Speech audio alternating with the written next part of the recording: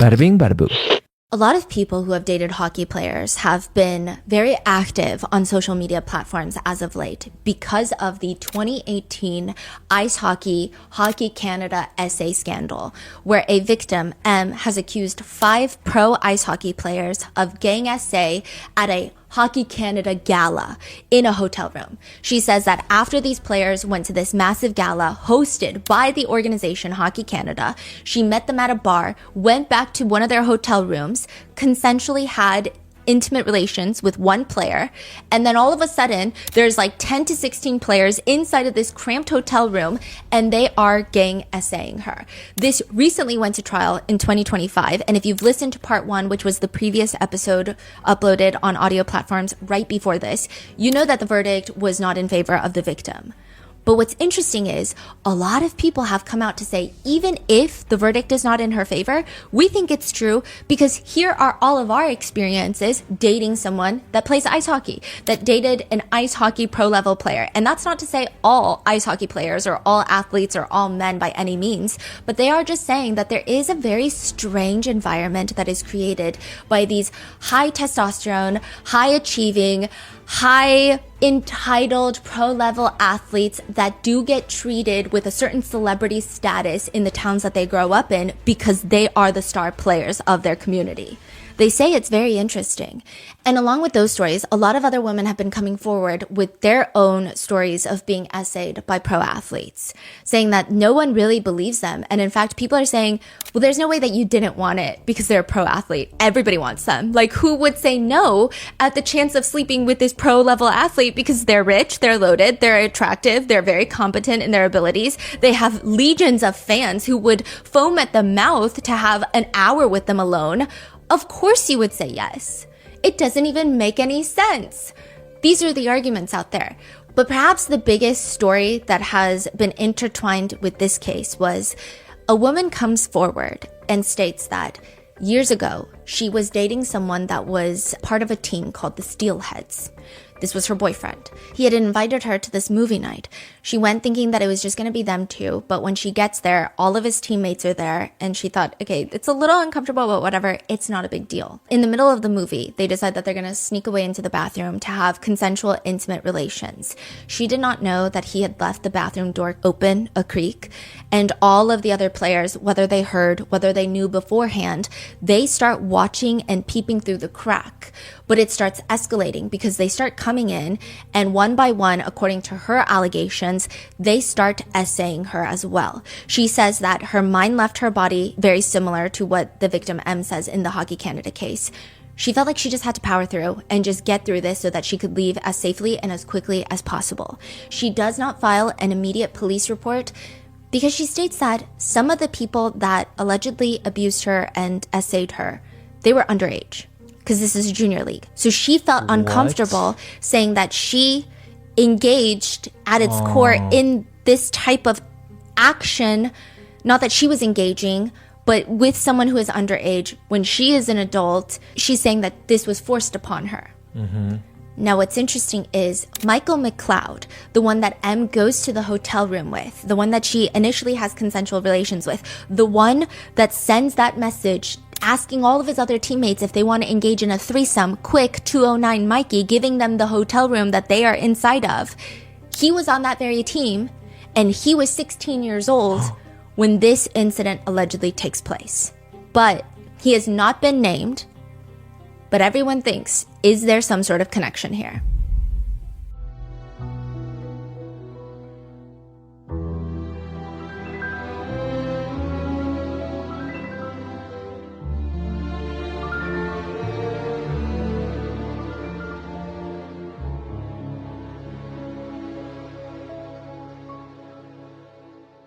The trial itself feels like a fraternity reunion. That's how a lot of people describe it. You have a bunch of ice hockey players that are 5 accused, and then you've got a bunch of other ice hockey players that were either in the room, that were either in the hotel or at the bar, that are now being called to the stand to testify. And I feel like nobody has any idea what happened that night. Everybody's got a different variation of the story. They can't even get the core facts in line. Everyone has a different variation of events. And even the prosecutors, the defense attorneys alike, they don't like a lot of the same witnesses. So with that, I'm just going to run you through everyone's different timelines. And there's a lot of names. None of them are particularly important, but we're going to start with Taylor Radish. Taylor gets back to the hotel at 1 a.m. He beelines it straight to his room. I don't know if it's 207 or 211, but he's right next door to 209. That's all we know. He's right next door. He goes home at 1 a.m. from the bar and he's FaceTiming his girlfriend. There's a knock on the door. He opens it up and it's Michael and another player named Boris. I guess they invite him to come into Michael's room next door. So he goes to room 209 and now it's Michael, Taylor Radish, and Boris.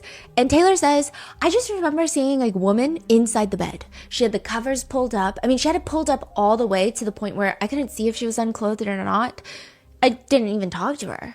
Wait, he said that Michael knocked on his door? Yes. So he said Michael left his room. Yeah. But the Michael story that we heard so far, Michael didn't leave the room, correct? Mm-hmm. Okay, I see. So he's like, he came and got me. And then I see this girl. I'm not talking to this girl. I don't know this girl. I have a girlfriend. She's not talking to me. She's just under the covers up to her neck. But she seemed completely normal. She wasn't like, oh my gosh, what are you guys doing in here? It just seemed normal. He's talking to Michael and Boris. And he says that he and Boris decide to leave after maybe like a full 2 minutes inside the room. They didn't see any other players in there. They just leave.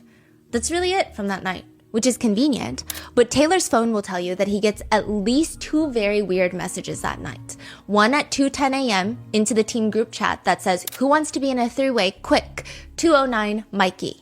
Then one to his private text message thread with just Michael. He's the one that gets the message, come to my room if you want a gummer. At what time? Around 2, like 2:12. So he's saying that Mike came and got him, but the message suggests that, hey, come to my room to get a gummer at 2 o'clock. And he's saying that he went pretty early on, but the messages are from way later. He gets to the hotel at 1. These messages are coming in at 2.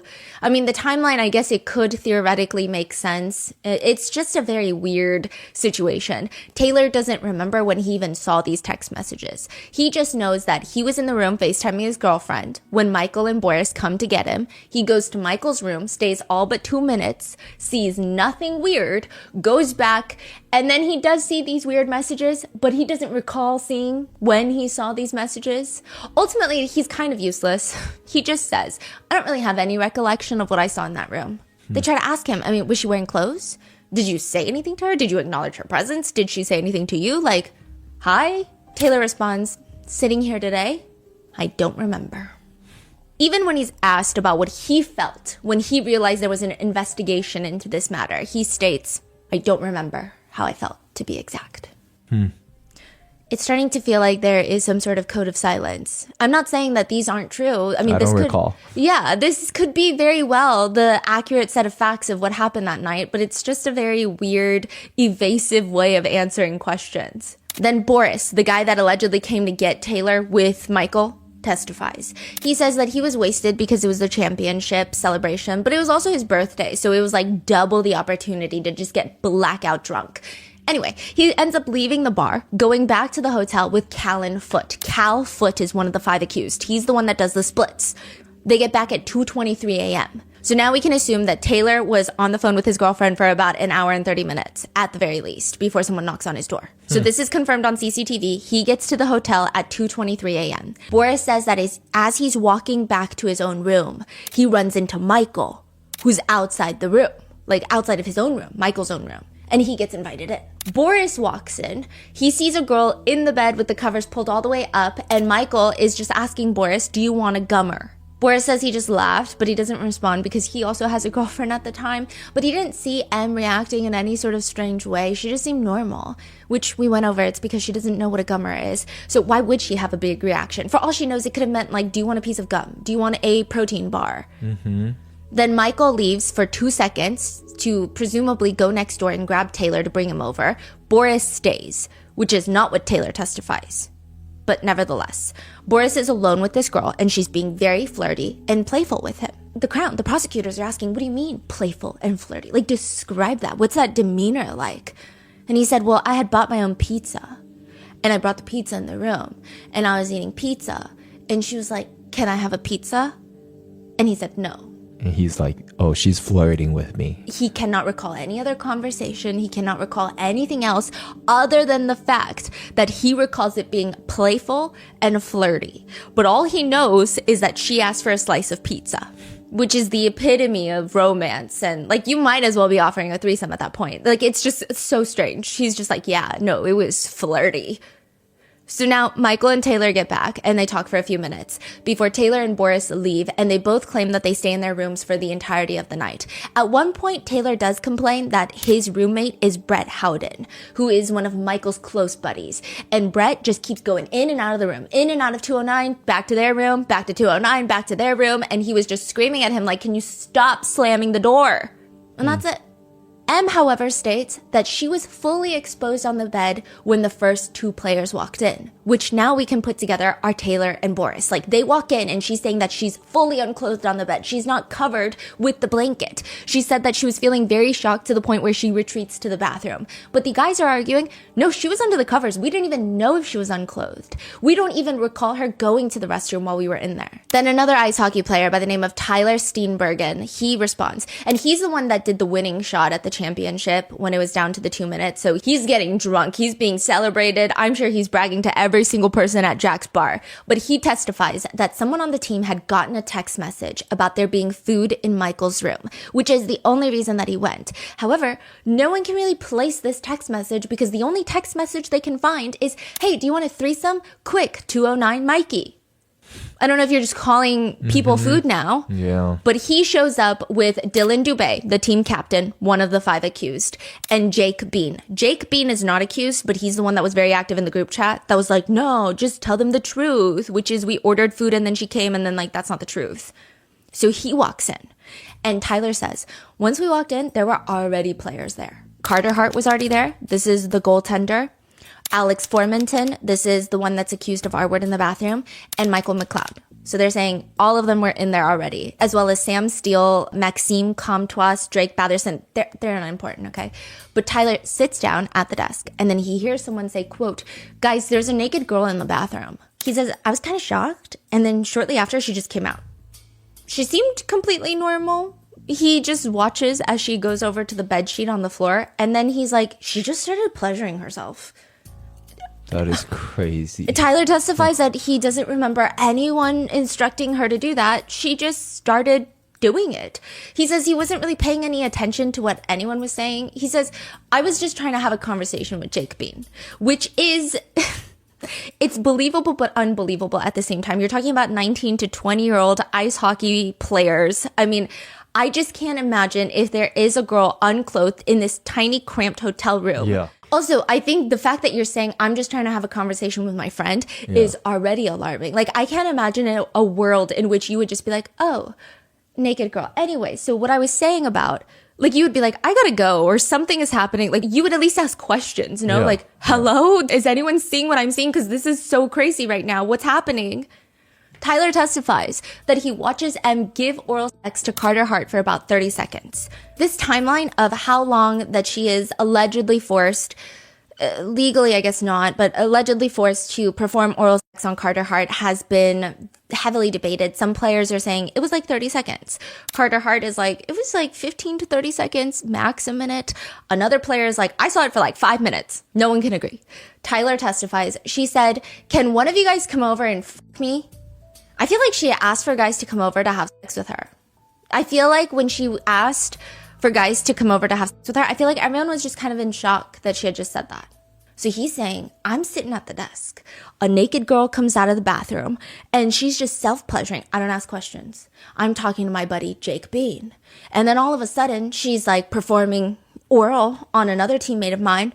Again, I'm still talking to Jake Bean. That happens for like 30 seconds. And then she's like, can one of you guys come over and fuck me? And that's when we were all just kind of in shock that she was saying that. Tyler testifies that his main purpose was just to find the time to leave. He had a girlfriend who is his now wife because it's been 7 years. So he just wanted to get out of there. He says that he was in there for about 15 minutes before he leaves with Jake Bean, which happened to be his roommate. He says that it took 15 minutes because, quote, I just didn't want to step over a naked girl. So he's saying like she's on all fours on the bed sheet, self-pleasuring. And so like I didn't want to like step over her because it's that cramped of a hotel room and there's already a bunch of hockey players in there. So I was just waiting for the moment that the pathway opened up. Quote, I was trying to avoid the situation, and when there was a clear path to leave, that's when we decided to leave. Brett Howden is the next to testify. He is Taylor Radish's roommate. He's also the one that M remembers him from the bar. Like he was hanging out with Michael a lot and they have like a thing, right? Not like a thing, not him and Michael, but they're like friends. They're very close. Brett Howden has major credibility issues, memory issues. He was drunk that night. It was 7 years ago, but he also suffered a very serious concussion in 2022. That's when he was playing with the Vegas Golden Knights. He slammed headfirst into the boards. He had to be stretchered off the ice. It was pretty bad. He doesn't recall really anything. So who's calling them as witness? That's the very frustrating thing. The prosecutors. And the prosecutors are calling them as witnesses because whatever they had said in their police statements initially were probably advantageous to the Crown. But now that they're up on the stand 7 years later, they don't remember. They don't remember anything. They don't recall. And like at one point, the prosecutors even more or less allege that Brett Howden is straight up lying. I see. And a lot of people are saying, well, what would be the purpose of them lying? These are players that are not even on the same team as the rest of the accused. They used to play on the same team 7 years ago, but now they all have their own careers. They're scattered throughout the NHL. None of them are even really close buddies anymore. A lot of them, the last time that they even spoke to the accused was like back in 2018 when they were still on the same team. So it doesn't make sense that they would be willingly perjuring themselves on the stand in an effort to cover for the 5 accused. It wouldn't make any sense. However, the flip side of that is people are saying it's kind of like, I mean, any association, you have it. Any other major sports leagues, you probably have it. The police, the blue wall of silence, it's just loyalty. It's not even about the 5 accused. It's about how are your other teammates going to feel? How are your coaches going to feel? How is the NHL going to feel? Brett says that he was shocked in the hotel room because he walks in and he sees M there. He had seen her at the bar. He recognizes her. He's surprised. But he can't remember for the life of him if she was clothed or not. Which is weird because it's one thing to not remember what type of clothing she's wearing, but it's another thing to remember if someone is unclothed, it's shocking. Yeah. Like you're walking into someone unclothed and you don't know this person. You just saw them at a bar. It's a memory that you're probably going to have for the next 7 years. He testifies, at some point, I did see her unclothed, but I don't know if she was unclothed when I walked in. He says at some points she was clothed. M testifies otherwise. She says that at times she would try to put on her clothes, but they would guide her away. But she wasn't like fully clothed. He says that she was just chirping, quote, chirping and trying to egg them on to have intimate relations with her. He says everyone was shocked at how aggressive she was being. Brett Howden, there is a text message that he sends later to a friend of his that is also on the team, but this is not in the group chat. He was talking about how it was a wild night, and he says, oh yeah, after he hit her, like it looked like a pretty hard hit, I just got out of there. Though that's all he said. Yeah. After he hit her. It's very vague, but it seems like he is referencing Dylan Dubé smacking M really hard. And that's how she testified. He smacked my bottom really hard and it was very painful, and I told him no. So why do you think he left after, what's his name, smacked her? The prosecutors are arguing because you know that it's getting bad. Right. Like whatever had been happening up until that point, you Right. probably already have a feeling it's not good. Right. And then you see that and you're like, okay, maybe I don't want anything to do with this. Yeah, that's what it means, Yes, right? and the text message is it's not like, bro, she was asking for us to smack her. She was asking for us to do her. It was so insane. Like, this girl is Exactly. insane. She said it was a fan. It's not like that. It's just like, when he started smacking her like that, I left. Yeah. Why would you leave? Yep. Now on the stand, he says, I don't even remember sending that text message. He goes on to testify that he could feel that M was getting embarrassed and upset, but not because of the lack of consent, but because a lot of the guys weren't even paying attention to her. He says it was just kind of awkward seeing this stuff, like her asking and begging us to have intimate relations with her, and then, yeah, it was just uncomfortable. Some crazy stuff to say. Like, just, Yeah. wow. And it's really difficult because I'm sure there are certain instances and very rare occurrences where this happens, but a lot of netizens and a lot of female netizens are saying like, are we watching some like really bizarre porn video? Because no one really behaves like that outside of the context of maybe explicit video creations. Like no one is like, I can't even think of my girlfriends, the drunkest they've ever been, behave in such a certain way. It doesn't make any sense. And there's no evidence to back it up. If there was some evidence, maybe we could say, you know what, maybe that is exactly what happened and we don't know. But there's no evidence. Yeah. There's no text messages from that time between the players saying, oh my gosh, she was so crazy. Wasn't that crazy? I've never had a girl asking to bang the whole team. There's no evidence of her begging. There's 2 videos of her consenting. How come they don't take a video of her begging to have the whole team do stuff with her? Yeah, exactly. I think text messages are way better proofs from that time than whatever they're saying today on the stand. And all their text messages is very incriminating. Even the come quick for the 3-bay, like anyone want a threesome? Quick. It's giving quick because there's a girl in here. We can try to convince her. Versus, there's a girl in my room. You're never going to believe it, boys. Like she wants to do the whole team. It's a very weird message. What do you mean quick? Like why are you giving the room number? Why are you telling people to hurry up? And if a girl is genuinely begging for the teammates to come so that they can have intimate relations collectively, would you not include that in the text? Because it's like, guys, this is the most insane thing that's happening. Yeah. At some point, right? Yeah. But there's nothing. Brett, so I'm so sorry. So they pull text message from every single one of these guys. Yeah. Wow. Okay. Well, a lot of these text messages were given up by their attorneys to Hockey Canada. I see. Ah. Yes. Okay. It's not like all their phones had a forensic extraction. Fascinating. Yeah. So they're like, selected. Yeah. Seems like it.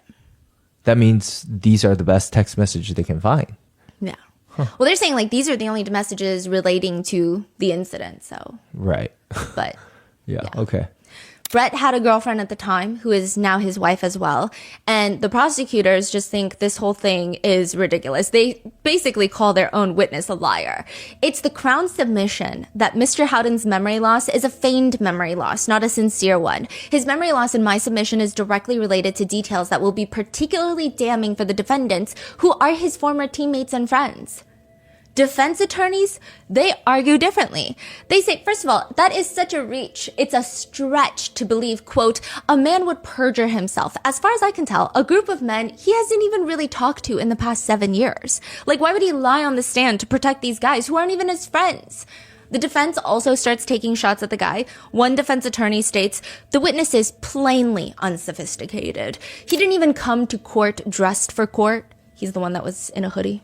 He is inarticulate, a poor communicator, careless with words. If anything, we may all say at the end of the day, this witness is generally useless, but he's certainly not helpful to the defense.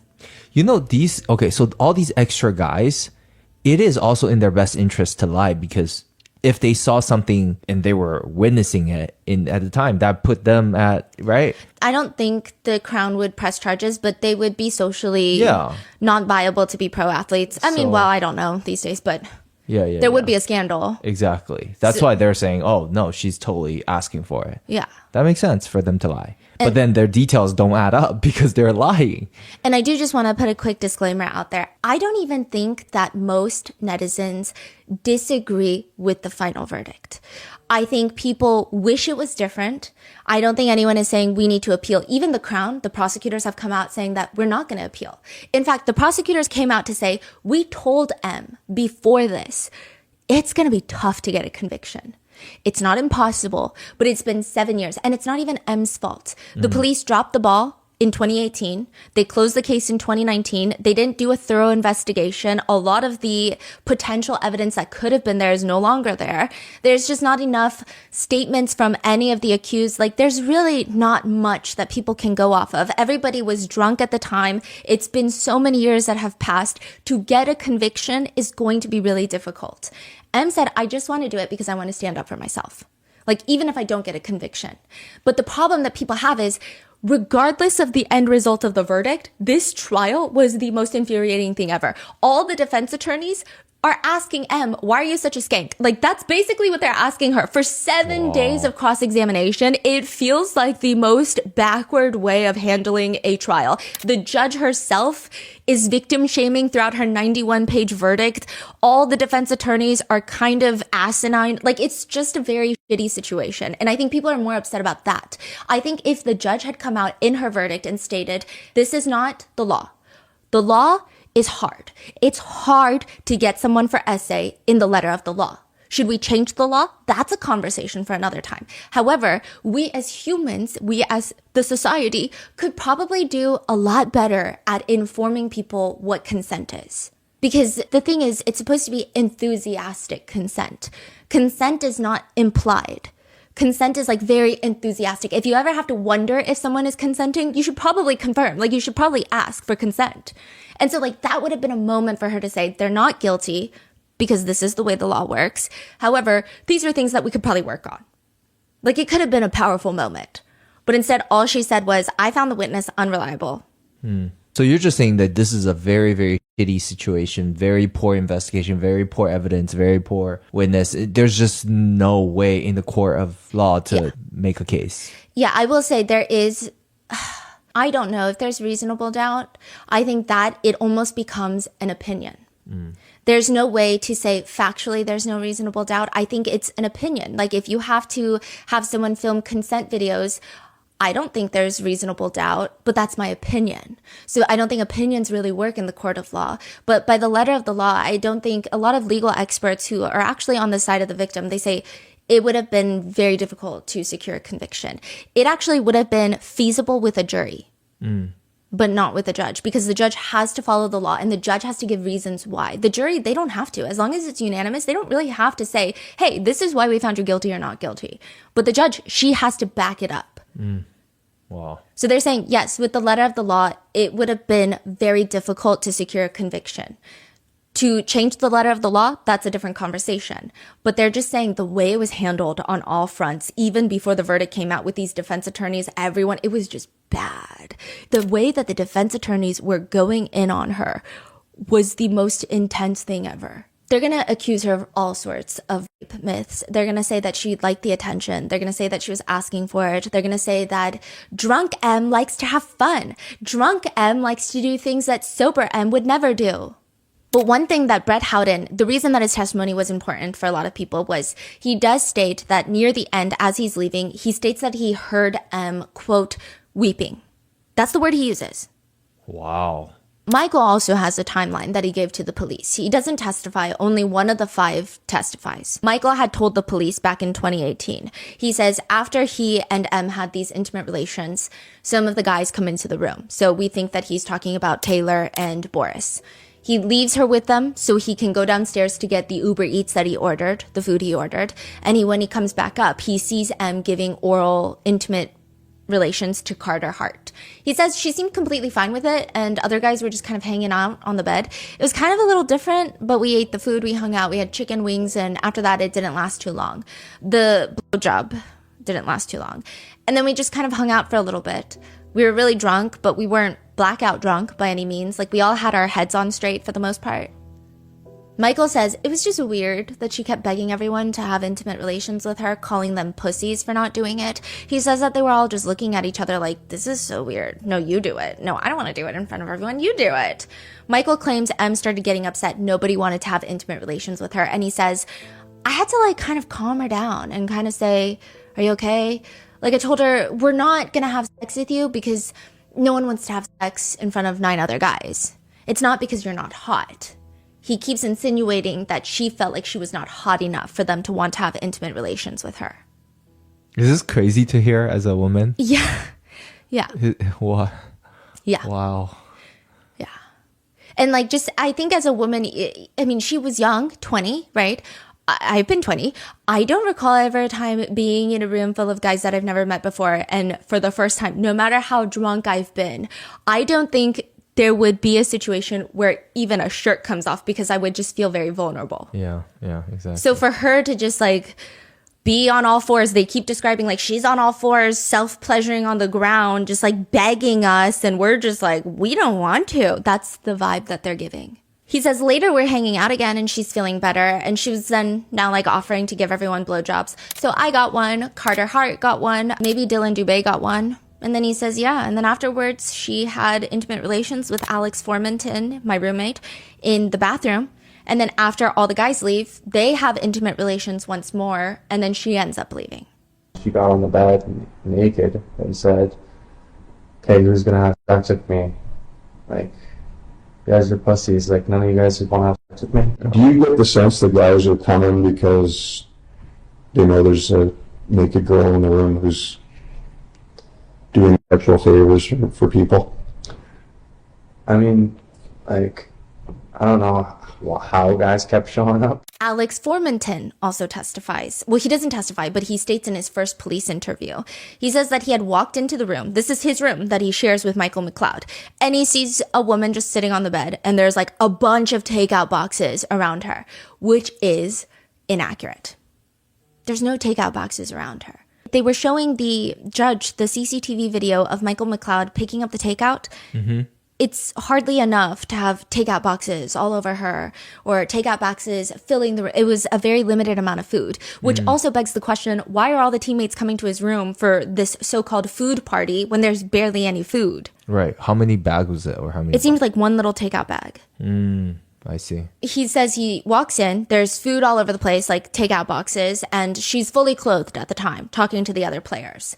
And then eventually she's like begging everyone to have intimate relations. She's performing oral sex on Carter Hart, Dylan Dubé, and Michael McLeod.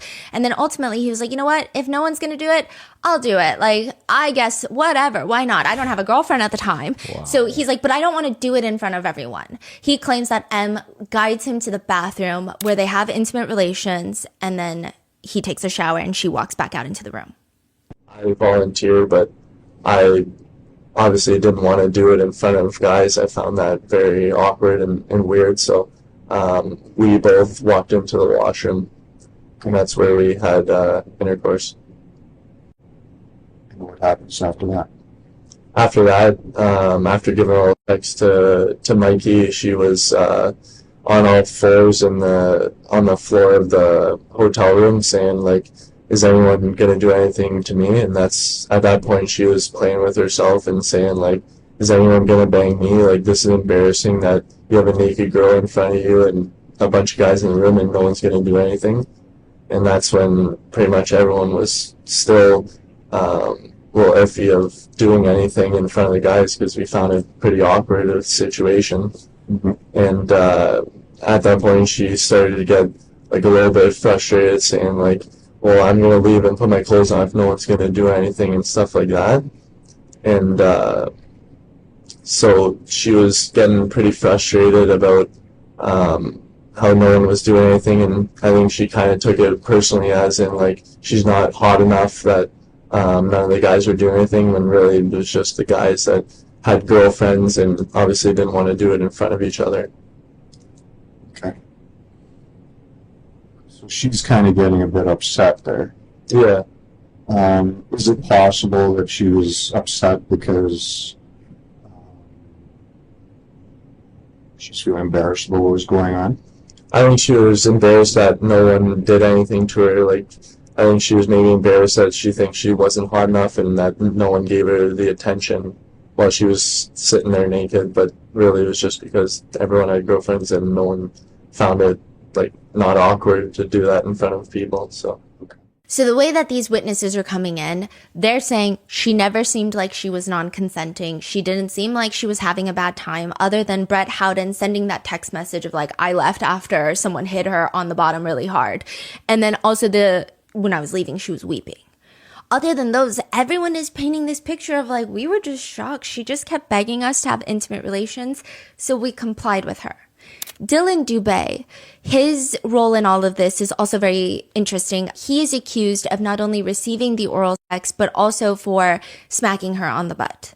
Mm-hmm. Which is essay because she's not consenting, or allegedly, right? But Dylan had told the police previously, I mean, she was coming at us almost. I don't want to say it like that, but I feel like she was like chirping at us for not doing anything with her, which I thought was weird. I hadn't seen that before.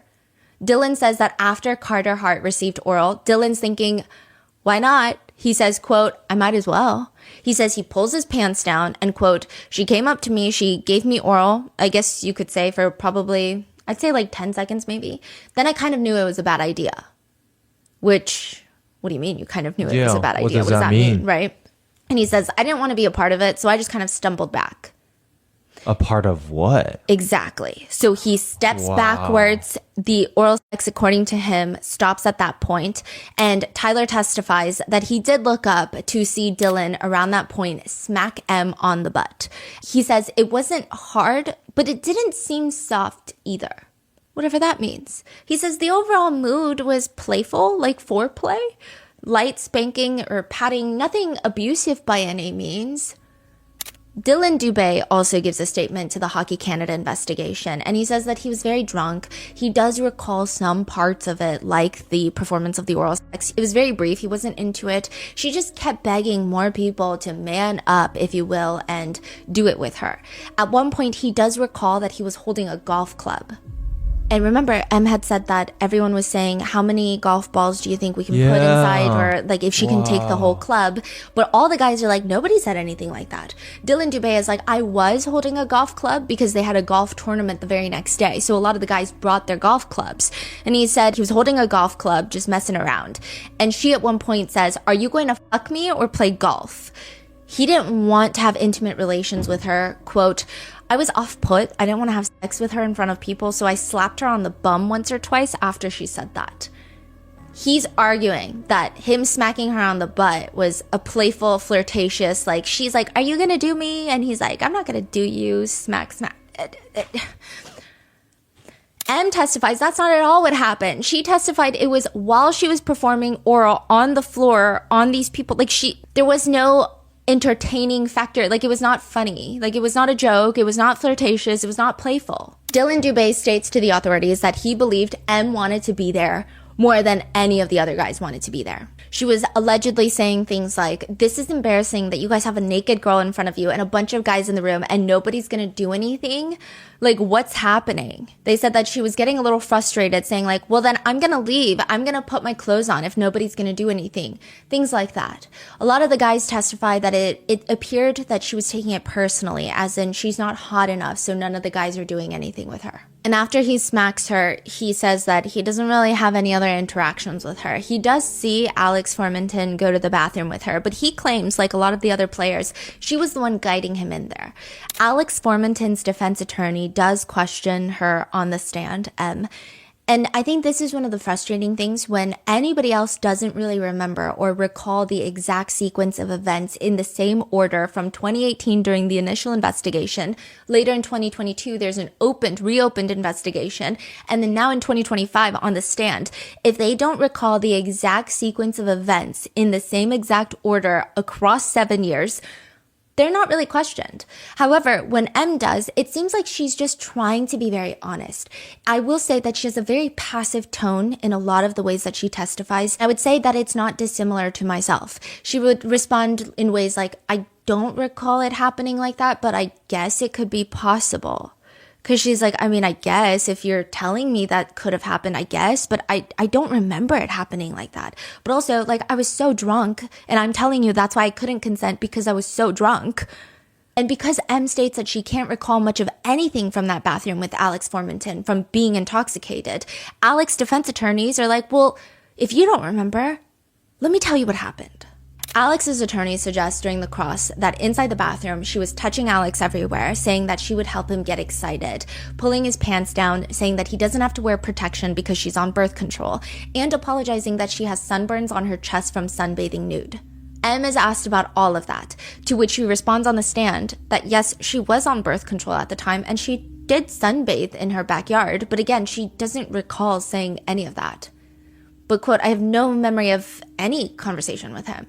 But because she doesn't recall, and because the defense attorney presents it in such a way, a lot of people are led to believe, okay, maybe this is true. I don't know. What I will say is Alex Formenton's attorneys are the ones that, don't want to say are the reason, but are directly related to why both the jurors were dismissed. So they seem very aggressive. They seem like very, very aggressive defense attorneys. And then Carter Hart's defense attorney, she actually represents a lot of high-profile accused of SA. She represented a musician previously, and the victim for that musician, there was a guilty verdict there. She said Megan, this is the attorney's name, is on the same level as her abuser. She said, in fact, when she has nightmares now about being SA'd in that hotel room by this musician, she has more nightmares about the trial. Wow. And she says that defense attorney to her is on the same level as the abuser. She doesn't write her abuser's name. She doesn't speak the abuser's name out loud because it brings so much trauma. She can't say the defense attorney's name. She said it's one thing to do your job. And she's saying it's crazy because like I also don't want to bring down a female attorney of all people, right? And I think someone has to be a defense attorney. Everyone has the right to a fair trial. She gets it. She gets it. But she says this specific attorney, it's like she was getting joy from shaming her in any way possible. Like that was the vibe. Like just straight up cruelly laughing at her. The Crown forced a distressing and unnecessary trial to the detriment of Mr. Hart, his co-defendants, the complainant, and the Canadian public. And this is Carter Hart's defense attorney. Carter Hart does testify during the trial. He's the only player. He's the goaltender. And he states, I was pretty excited. I'm 19 years old. There's a naked girl in the room that was doing things willingly. I mean, it was something that I had never seen before. In fact, out of everyone in the group chat, he's the one that responded very quickly, I'm in, to the threesome message. So he gets to the hotel room and he sees a girl naked on the bedsheet on the floor and she seemed to be enjoying herself. He says that he took off his pants and she was helping him, he claims, and he had engaged in oral for 30, 60 seconds. He said that he wasn't able to fully maintain the state down there because he was feeling very uncomfortable. I mean, like all of his teammates are there, they're watching. The whole situation was just weird. So he stopped it by backing away. And then that's when she starts complaining like, what's wrong with you guys? There's like a naked girl in the room with you guys. Carter ends up texting another player at 3:27 a.m. His name is Dante. He says, get to 209. So he's telling another player, come to this room. And he's asked during the trial, why did you text another player who's not in the room, get to 209? He says, well, at that point, she's like begging for intimate relations. And Carter knew that Dante didn't have a girlfriend, so maybe he thought he was interested. I'm just trying to help her fulfill her wish, basically. Carter says there's no way anything strange was going in that room. If he even got the inkling that it was non-consensual or something weird was happening, I can't see why I would have stayed in that room, is what he says. I would have said, don't do that, or stop, or I would have just left.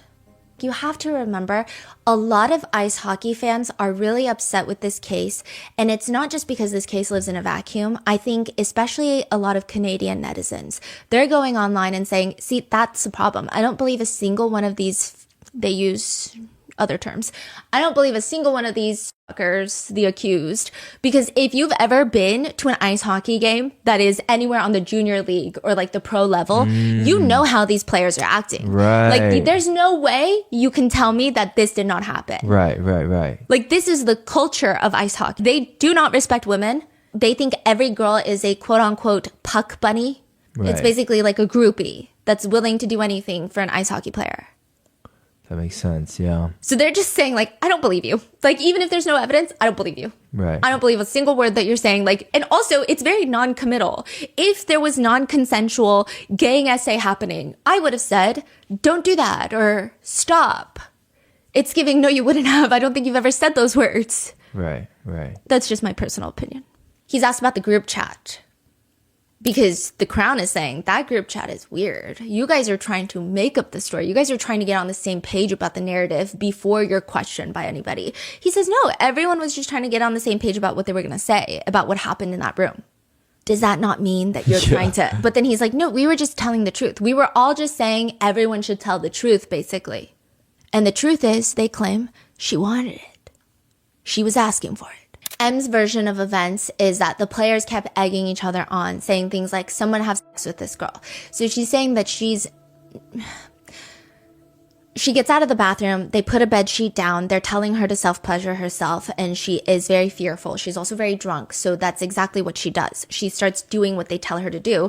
She's self-pleasuring, and then she states there's now just a bunch of private parts in her face, and there are commands that she hears, such as suck it, spit on it, and so at that point, she performs oral on 3 different guys, and then she hears them saying things like, someone do this girl, like someone have sex with this girl, and she's testifying, like it just felt like that was the next step of what I needed to do in order to get out of this hotel room safely. That's exactly why she goes into the bathroom with Alex Formanton. She's like, okay, maybe once I do this, everything will be over. And the defense attorneys just use any sort of memory gap from M to prove their point. During the cross-examination, the defense attorney suggests to M that she was probably alone with Michael for about 10 to 15 minutes after they had intimate relations, prior to any of the other players coming into the room. Which means they're asking her, why did you stay? Which is a crazy thing to ask, but they're like, why didn't you leave? Why didn't you go put your clothes on? Why did you stay unless you were perhaps waiting for the other players to come into the room? It's kind of a wild conclusion to make.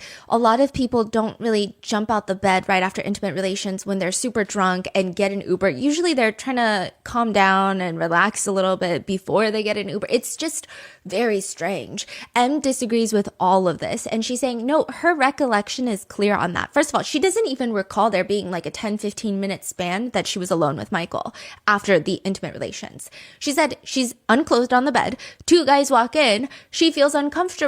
She goes to the bathroom and more guys are walking in. And then the defense attorneys clarify with her, well, why did you go to the bathroom where your clothes are and not put your clothes back on? No one told you to come out of the bathroom naked and sit on the bed, right? No one told you to keep your clothes off. No one forced you to undress. No one moved your clothes out of the bathroom and hid them, pointing out like, why didn't you put your clothes on? Again, a very, I guess maybe it's a logical question to ask, but it just feels like another rape myth is what a lot of survivors are saying. Like, why are we asking all of these accusatory questions for the victim when there are so many different nuances in each specific scenario that these types of incidents can occur? You wouldn't be able to comprehend it. M testifies that after the 2 guys had walked into the room already, so we're assuming Taylor and Boris, she was unclothed on the bed and she started separating from her body. That's how she describes it. She did a lot of things that she doesn't even quite understand because it felt like her mind was floating to the top corner of the ceiling like a CCTV camera view, and she's just watching these things play out. She feels like she has no control, no choice. It feels like she's just going through all of the motions that she thinks that they want in order to get out of there as quickly as possible. It's not her doing what she wants to do, it's her doing what she thinks they want her to do. She says, quote, I didn't know these men at all. I don't know how they would react if I did try to say no or try to leave. My mind just kind of shut down and left my body to do what it thought it needed to do to keep me safe. That's it. She says it was really confusing to feel herself disassociating like that. She says, quote, I could feel like I was watching my body doing this and acting like I'm liking it and doing what they're wanting to see from me. And it was confusing to know if I was liking the attention or not. Which is the next huge point of contention.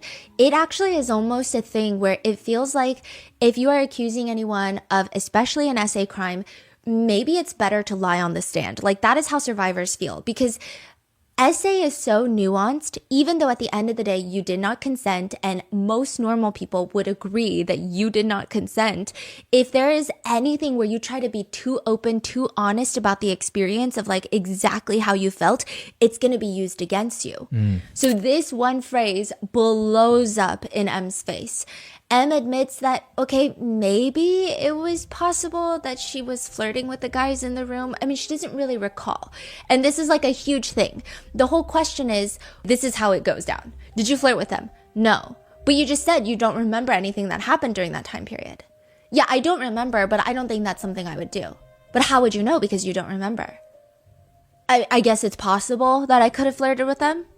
So you think that it is feasible that maybe you were giving them certain signals. I mean, yeah, I guess it's feasible. So it's just like this rabbit hole of like, you're saying you don't remember, but like, because you don't remember, now I can say, is this hypothetically a situation that could occur? But if you can't remember, you can't rule it out. Yeah, that's a tactic, right? That's a professional tactic from these lawyers. Yeah. And you have to remember, because, I mean, you must. A lot of victims stated that they hate being on the stand because it just feels like these defense attorneys are there to break you. The whole point is to exhaust you until you start agreeing with them because you feel like that's the only way out of the courtroom. And you just want this to be over with.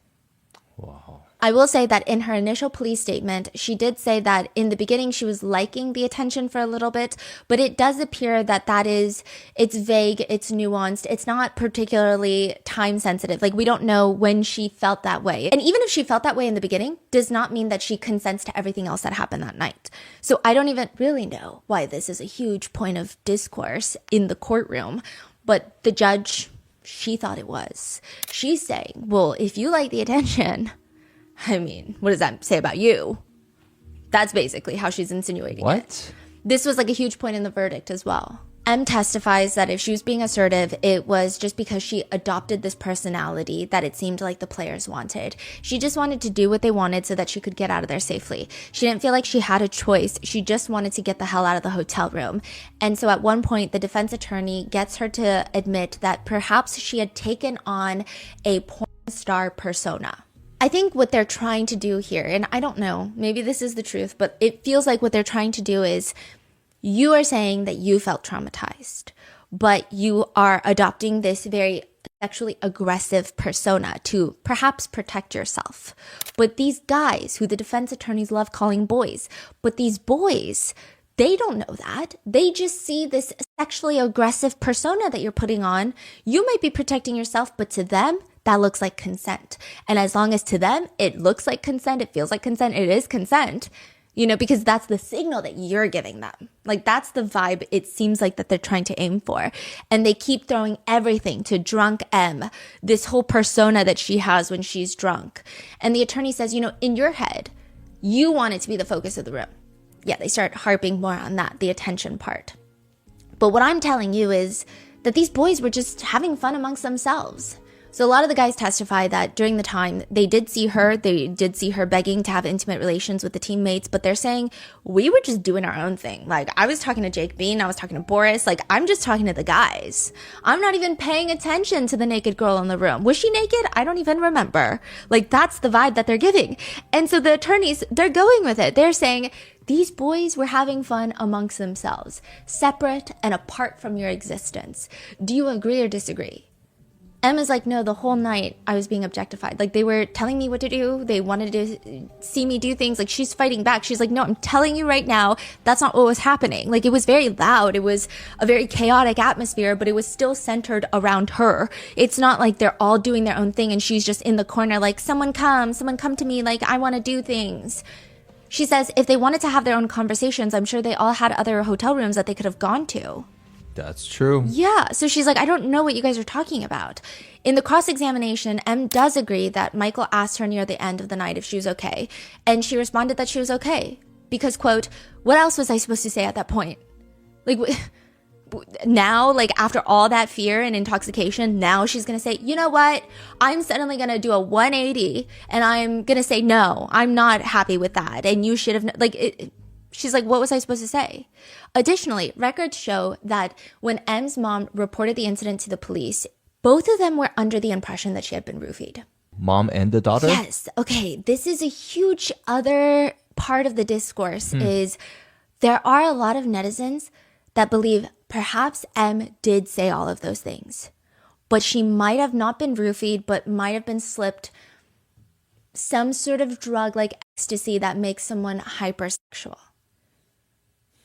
So some people are just saying, like, the whole thing is weird.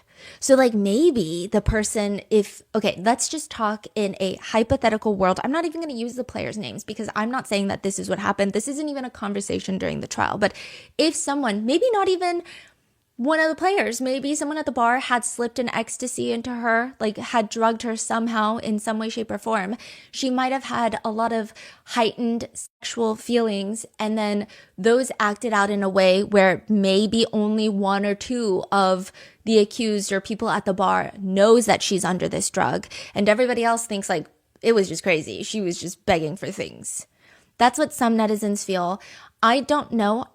Some netizens also argue back to them saying like, that's not how it works when you're on ecstasy. But then others are saying it really depends on the person. It's just weird. But they did believe initially that she had been drugged. The two of them go to St. Joseph's Healthcare about 4 days after the incident. And M tells her mom, like, she thinks it makes the most sense that she had been roofied or something of that sort. During the cross-examination, M is asked whether or not she took a drug test, since she's already at the hospital. And M testifies that the nurse did suggest a urine toxicology test. But she says that she was under the impression that the test wouldn't really do anything. She's saying like she was under the impression that the test, there would be no point because, I mean, she could have taken drugs afterwards, would have been an argument. Like there's no way to tie it to that specific event because 4 days had already passed. So there was a lot of like conversation about that. And she's saying that she ends up not taking the test. And I'm pretty sure why that is not even really touched upon during the trial. Because if this is just a crazy, almost a conspiracy, they wouldn't be able to bring this up. Speaking of the hospital, there's a lot of victim shaming in this incident as well. She does go to the hospital and the nurse tells her that they can do a head-to-toe full physical examination of logging anything that could have occurred from this incident. M says that she declined because it's not like she had any bruises. It wasn't essay in the way that you might think it is, like someone is being held down, forced, and tied up with a rope. So she's saying there was no physical injuries like that, so there's no point in that. But a lot of the defense attorneys are like, that's weird that you didn't take the test. And even for rape kits, they're incredibly invasive. Rape kits are not like, here, spit in a tube. Like, they're invasive. After a very traumatic experience, you have to go through a second traumatic experience.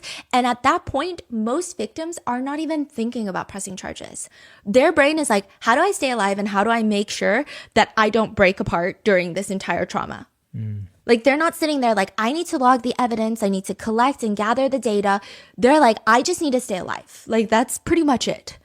A lot of the words that she uses are, again, used against her when this is, I think the reason that people are upset about this entire trial is not even because they think the accused are guilty. Some people are like, yeah, I think they're guilty, but I think the reason that people are the most heated is the way everything goes down. The way that they're like dogging on everything. The defense attorneys keep pulling up her initial statement to the police. This is days after the alleged incident. And she's talking about how these guys were allegedly making comments about sticking golf balls and golf clubs inside of her. And she, to some degree, describes it as they were joking about it, which she uses the word joking about it. And I'm like, I can totally see how that happens because she's still not processing. And she admits at that point when she is going to the police to talk about it, it's more so because her mom reported it and she still hasn't processed it. I'm sure to some degree her brain is trying to downplay everything. She said that she felt so much guilt that she even ended up in the hotel room. She was like, it was a lot of inner shame that she felt.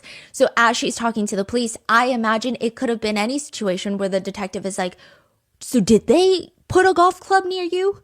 Do they have golf clubs? And she's like, no, I think they were like joking about it, but I was feeling scared. Like, or like they were joking about it, but, and then she doesn't necessarily. Because to them, they are joking about it. Like they sound like they're making a joke. Yes. Hey guys, can we try this? Like that's what they sound like, right? But there are golf clubs in the room. Like you have to remember, hee hee ha ha, it sounds like a joke, but she's with 10, 200 pound, 6 foot dudes that she doesn't know. And there are golf clubs in the room. At one point, Dylan Dubé does tell the police that he pretended to hit her on the butt with a golf club. Like, you know how you like pretend to swing and stop right before you smack someone? Right. Wow. So I'm sure to her, this is genuine fear.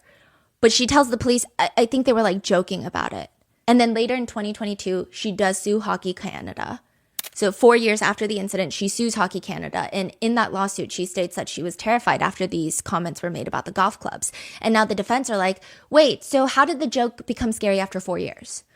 You were just like thinking about the joke and then suddenly you got scared of the joke within 4 years? Because when you were reporting it to the police in 2018, you said that they were joking about it. And then in 2022, you said that you were terrified. You said that those comments made you feel intense fear. Like, how do you suddenly get scared 4 years after the event? M says that by the time she filed the lawsuit against Hockey Canada, she had time to process that fear. The defense and the judge seem to think that that is an unbelievable concept, even though that is a very well-known thing that happens to SA survivors. I mean, actually, coming forward within this amount of time frame is pretty early for SA survivors to come forward.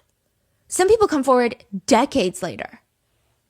So what do you mean? Yeah, she needed time to process the trauma. Like, that's how it works. But Michael's defense attorney straight up states, it is inconceivable that it would take years for you to process fear. So M testifies that nobody necessarily forced her, held her down, but the way they would joke about things and joke about the things that they wanted her to do, she felt as if they were half jokes, like they're not really jokes. She doesn't really have a choice. That's the underlying message that she's receiving from these jokes.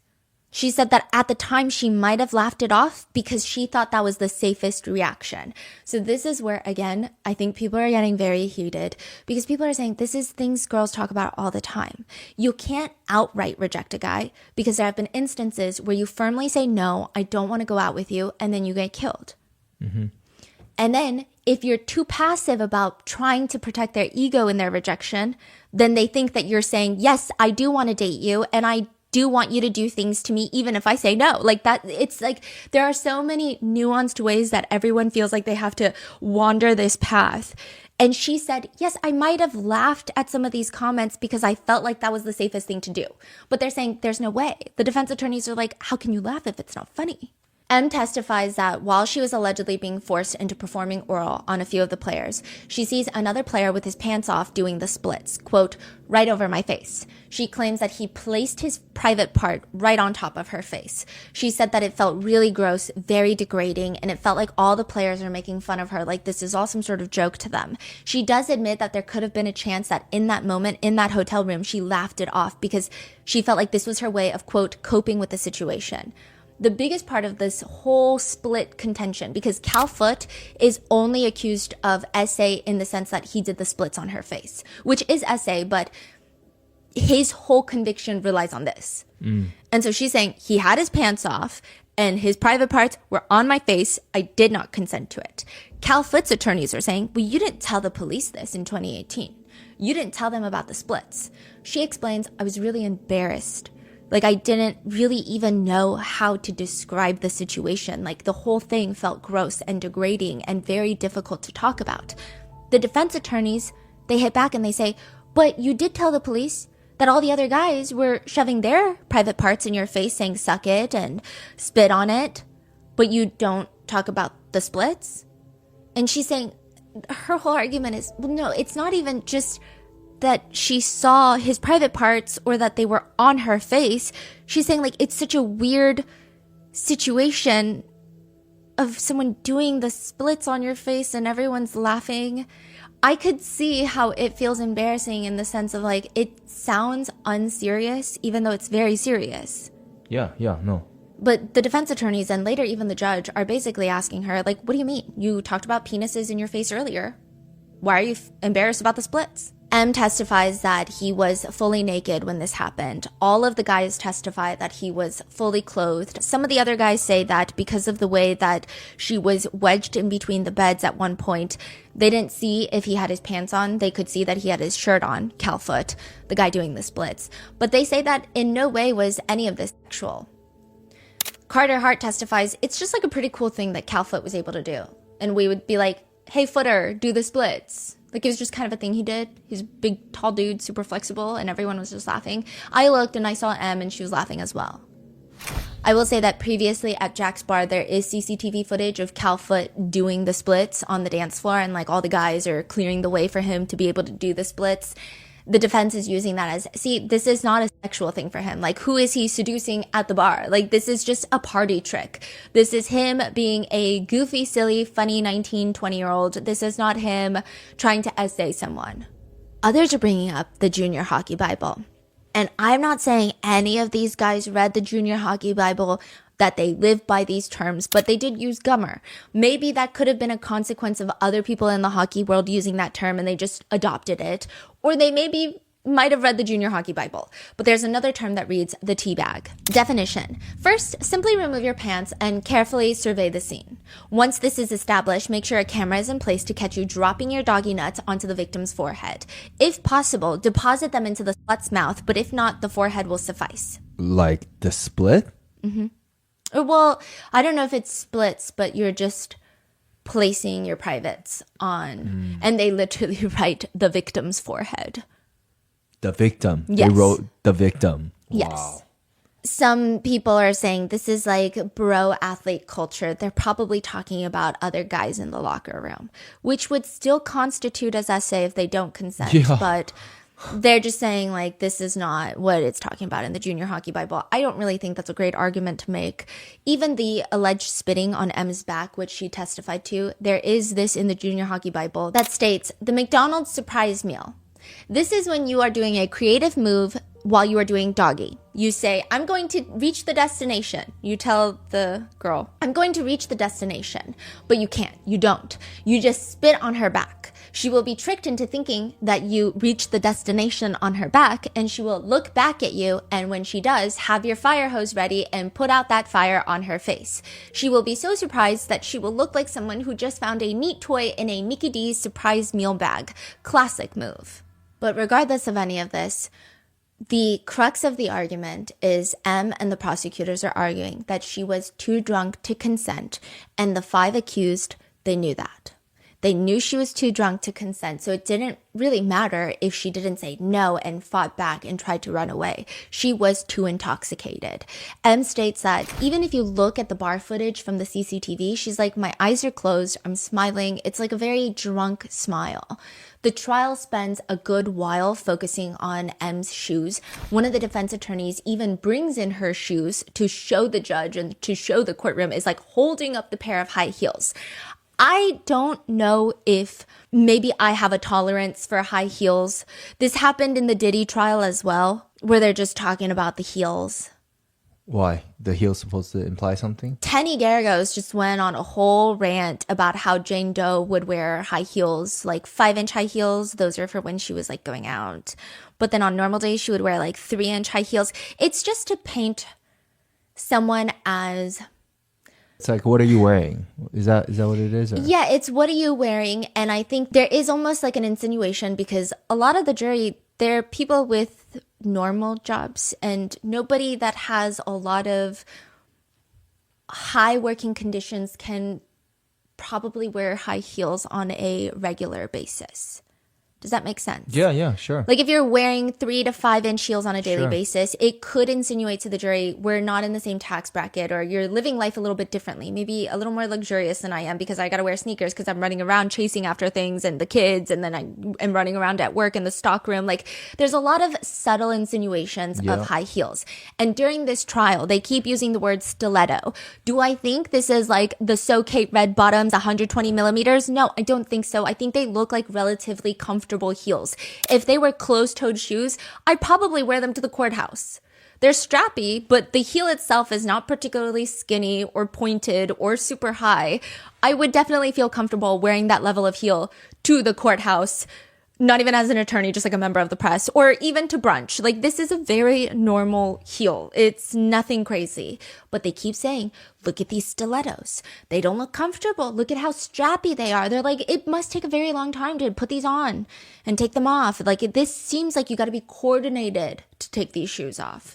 So they're insinuating like when she gets back to the hotel room and she eventually takes these shoes off, she's not so intoxicated that she can't take them off. I see. So you're saying that they trying to use this as a piece of evidence, yes, but you also know what they are trying to imply by keep bringing up the pair of stilettos. Yes. And they're also saying, look at the CCTV footage. You're walking pretty steady. And not only are you just walking steady, you're walking pretty steady in high heels. Like that must mean something. And they're just like throwing it up in the air dramatically. I mean, if you squint really hard, they could potentially look like stripper heels, but that's besides the point. Like these are very regular shoes. If you watch the video of them leaving the bar, there is a video. She goes down the stairs fairly quickly. So Michael McLeod is holding her hand and he's walking directly in front of her. He is not slowing down for her. Like he is I don't know. He looks like he's walking pretty fast down the stairs outside the club. And she is almost touching the wall with her left hand very briefly. But otherwise, she's not tripping and falling. She's not getting dragged. But I also think that's very normal because I was thinking about it back to like maybe when I did drink a little more socially. But even when I was drunk, I recall going downstairs is not the most difficult thing, especially if you have momentum. It's not the most graceful. You're kind of like clonking down with heels, like clonk, clonk, clonk down the steps. But it's not impossible. It doesn't really indicate how intoxicated somebody is. She says, I mean, I feel like I still had to focus really hard to get up those stairs. I mean, I know outwardly it looks fine. I'm not denying that, but I was focusing really hard. There is another point of contention where it's CCTV video of her leaving the hotel after the incident. It's lobby footage. She's wearing jeans, her high heels. She doesn't need support as she walks out. She doesn't appear to be walking in a daze or fumbling. A lot of people say that she is walking with a very confident gait. She's not walking out of there appearing shocked, traumatized, or completely unwell emotionally. She seems like she's about to go run errands, is what people have been saying about this footage. Others are saying, how can you tell? Others are saying it doesn't even make any sense. Like, first of all, her face is blurred. You can't see her facial reaction. You can't see if there's tears streaming down her face. And yes, she is walking steady and she is walking normally. But a lot of victims have come forward to say, after an incident like that, some victims say that you're in a state where you are either trying to deny what just happened or make sense of what happened. And the last thing you want to do is make yourself feel even more vulnerable. So you're at least trying to walk with a confident gait or walk out of there as normally as possible so people don't stop, people don't look at you because you don't want attention on you. You just want to get home so that you can completely unravel in the privacy of your own room. They're saying, like, what do you mean? Okay, she's not crawling on the floor, sobbing, banging her fist on the lobby of the hotel. Like, what do you want from her? What do you want from her is what a lot of victims are saying. Then they bring up the bar footage where she tells the bartender that she was shortchanged, and they're just bringing up all of this. Now, I will say the bigger points of contention during this trial that a lot of people who support M or support the way that this was a grossly mishandled case, they will admit that these are pretty bad. I will say that, okay? One of them being, in 2018, the incident takes place. She goes to the police about it. They close their investigation in 2019. They say, we couldn't find any evidence. Also, we saw the consent videos. We saw the footage of you. You didn't look that drunk. And here's 2 videos of you saying that you consented. Hockey Canada does their own brief investigation. They also close it because there's no criminal charges and nobody was really cooperating with Hockey Canada. Everyone just kept saying, like, we're not going to talk to you until we talk to the police. There's no way to really compel them. This is an important point later. Hockey Canada closes it. 2022, she files a civil lawsuit against Hockey Canada for $3.5 million. They quickly settle for an undisclosed amount, probably way less than what she was demanding in that lawsuit, but it becomes public.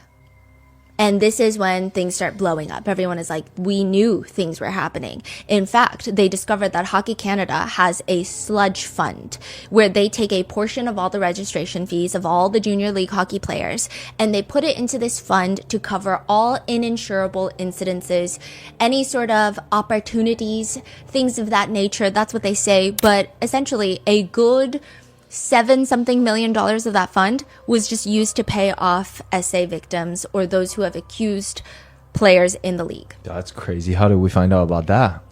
It was discovered through an investigation. The bad part of all of this is in her 2022 lawsuit to Hockey Canada, there are a lot of mistakes in the lawsuit. M claims it's her civil attorneys who had filed that lawsuit. She didn't really think that there would be any criminal charges. She didn't think that anyone would even hear word of it. In fact, nobody even knew who the players were in 2022. They were not alerted. Hockey Canada settled with her so that this would go away. And then eventually it got leaked by investigative reporters.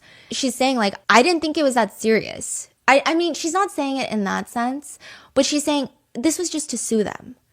I wasn't going to the police with this document. The police already told me 2 years ago that they closed the case.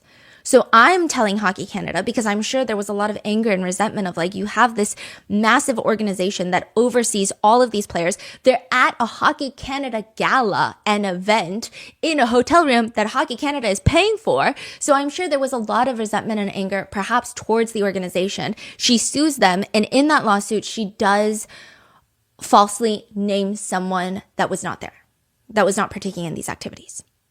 She said that she thought that he was there, but even by naming him, she didn't really think that this wasn't supposed to go public. She's not naming him publicly. She's not going to the police with his name, and she does regret it. It was erroneous. She does wish that she had spent more time going over it. She wishes that her civil attorneys had spent more time going over her police transcripts to understand that maybe they shouldn't have named him.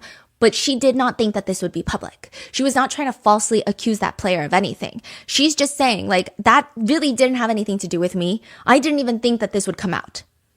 But this becomes a huge point of contention because naturally people are saying, well, you did falsely kind of accuse someone, maybe indirectly, of something. Maybe you're falsely accusing a lot of other people. It just made her seem less credible to a lot of netizens. There are other discrepancies in that lawsuit. She states to Hockey Canada that after she started talking to Michael McLeod, it seemed like she didn't pay for any of the other drinks, that Michael McLeod and all the other hockey players were supplying her with alcohol at the bar, and she was just getting more and more intoxicated to the point where they should have known that she was too drunk to consent. They go through the CCTV footage at the bar, and at no point do the guys buy her any drinks other than one beer. She had multiple shots, but those shots she paid for herself. So there is that a lot of people are saying that's a huge discrepancy to have. And even though it doesn't necessarily matter in the grand scheme of consent, because it doesn't really matter who bought the shots, as long as she was too drunk to consent. But I guess the question being then, if she misremembers that, what else is she misremembering? As well as she was saying that a lot of the guys were putting her hand on their private areas. CCTV footage from the bar shows her only touching the private areas with her hand of Michael McLeod, and he did not guide her hand there. They also make a whole show. The defense attorneys bring in the shot glasses that were used in the Jack's bar to show that the Jaeger bombs that she drank, the shot glasses are not full 1 ounce pours of liquor. They're actually about half of that. So instead of drinking, let's say 12 shots, she's only drinking like half of it. And so they're saying, so maybe you didn't drink as much alcohol as you thought. And she's saying, I still drank the amount that I thought in terms of numbers of drinks. Like I still drink a lot in my opinion. But the defense attorneys say, your truth changes from 2018 to 2022 and now to 2025. And they keep using patronizing language such as, Fun M needs more alcohol, right? So that's why you're paying for more alcohol for yourself. Fun M likes to dance. Look at you dancing on the dance floor. Fun M is outgoing. She's not shy. And they are saying this because at a lot of points, M would say, I don't remember, but that doesn't sound like something I would say. And they're saying, well, that's not you. It was Fun M. It's drunk M. She likes to act out on her impulses. Basically saying, admit this, like you did this because you were drunk and trying to have fun. Then there is the size potential fear. She is stating that she was in a room with 10 200-pound pro athletes. M testifies, again, I don't know these guys. I don't know how they're going to react if I try to leave or if I say no. And I will say that judging from the video of them at the bar, she looks pretty small. But the defense attorney states that she keeps trying to make herself appear smaller so that she can exaggerate the size difference. For example, they asked her, how much did you weigh at the time? And she says that she estimates about 120 pounds. But they're like, but you went through the medical records from the hospital back in June of 2018, and you weighed 138 pounds. So why are you telling me you weighed 120 pounds? And they're insinuating like you went through the medical records recently. Because to prepare for the testifying, like you go through all the records. So like you saw that it's 138 pounds. Why are you telling me that you weighed 120 pounds when you clearly didn't? Bro, what are we arguing here? That's crazy. What's even crazier, though, is that the judge uses this part in her verdict. Saying what? Like she is not the most reliable or credible witness. That she is answering in a way that seems evasive or roundabout and not necessarily straightforward the truth. Because the truth would be, at the time, she weighed 138 pounds. The truth is not, I estimated at the time, I weighed 120 pounds. So with that, there's this whole argument of like, was she really intimidated by their size? Which is kind of crazy. Because she's Yeah. Wow. The defense attorneys aren't outright saying like, well, you actually weighed 20 pounds more than you said, so maybe you're not scared. Like, they're not saying it like that, but that's the message that they're sending out. That's exactly what they spend days doing. Why not leave? That is the next one. Brett Howden testifies. I mean, you could tell she didn't want to leave. She made it look like she wanted to, but she didn't want to. She made it look like she wanted to leave? Yeah. Oh, so she did look like she wanted to leave at some point. Exactly. That's fucking crazy. But he's saying, but she didn't want to. He says that that's she would... crazy that he admitted to that. Yeah. He says she pretended to want to leave. And then some of the guys would say things like, baby, don't leave. And then she would allegedly say, so you guys want to have sex? And then nobody did. So then she would pretend to leave again. And then they'd be like, baby, don't leave. Wow. He alleges that she wouldn't even try to leave. She would just threaten to leave and then not leave. The defense also points out that at no point did the guys physically stop her from leaving. And also the bathroom door, which she was alone in the bathroom multiple times, the bathroom door is closer to the hotel room door. So she could have just like ran out of there, but she didn't. M says she did not think of that. Another thing to note though, I will say is a lot of the times victims have come forward to say you are very scared of making a big scene out of it because you're already not understanding what is happening. Like your brain is still processing the trauma. And now once you make a scene and you run like you've been kidnapped by a serial killer, that is at odds with how the brain is processing the event. So like this is a very normal way that people respond. Another thing to note, these guys are skating 30 miles per hour on the ice. I could hardly think that anyone in that position, if her allegations are true, again, for legal purposes, if they're true, then one would easily assume that these guys who spend the majority of their time going 30 miles per hour on ice and slamming into 200-pound hockey players into the barriers, they would easily reach her before she reaches a stairwell or an elevator bay. M testifies that it just, even at the bar, she was already feeling uncomfortable. Like it was kind of that energy, but only getting intensified as she got to the hotel room. She says at one point she tried to evade Michael by going to the bathroom and trying to lose him, but he insisted on walking her to the bathroom.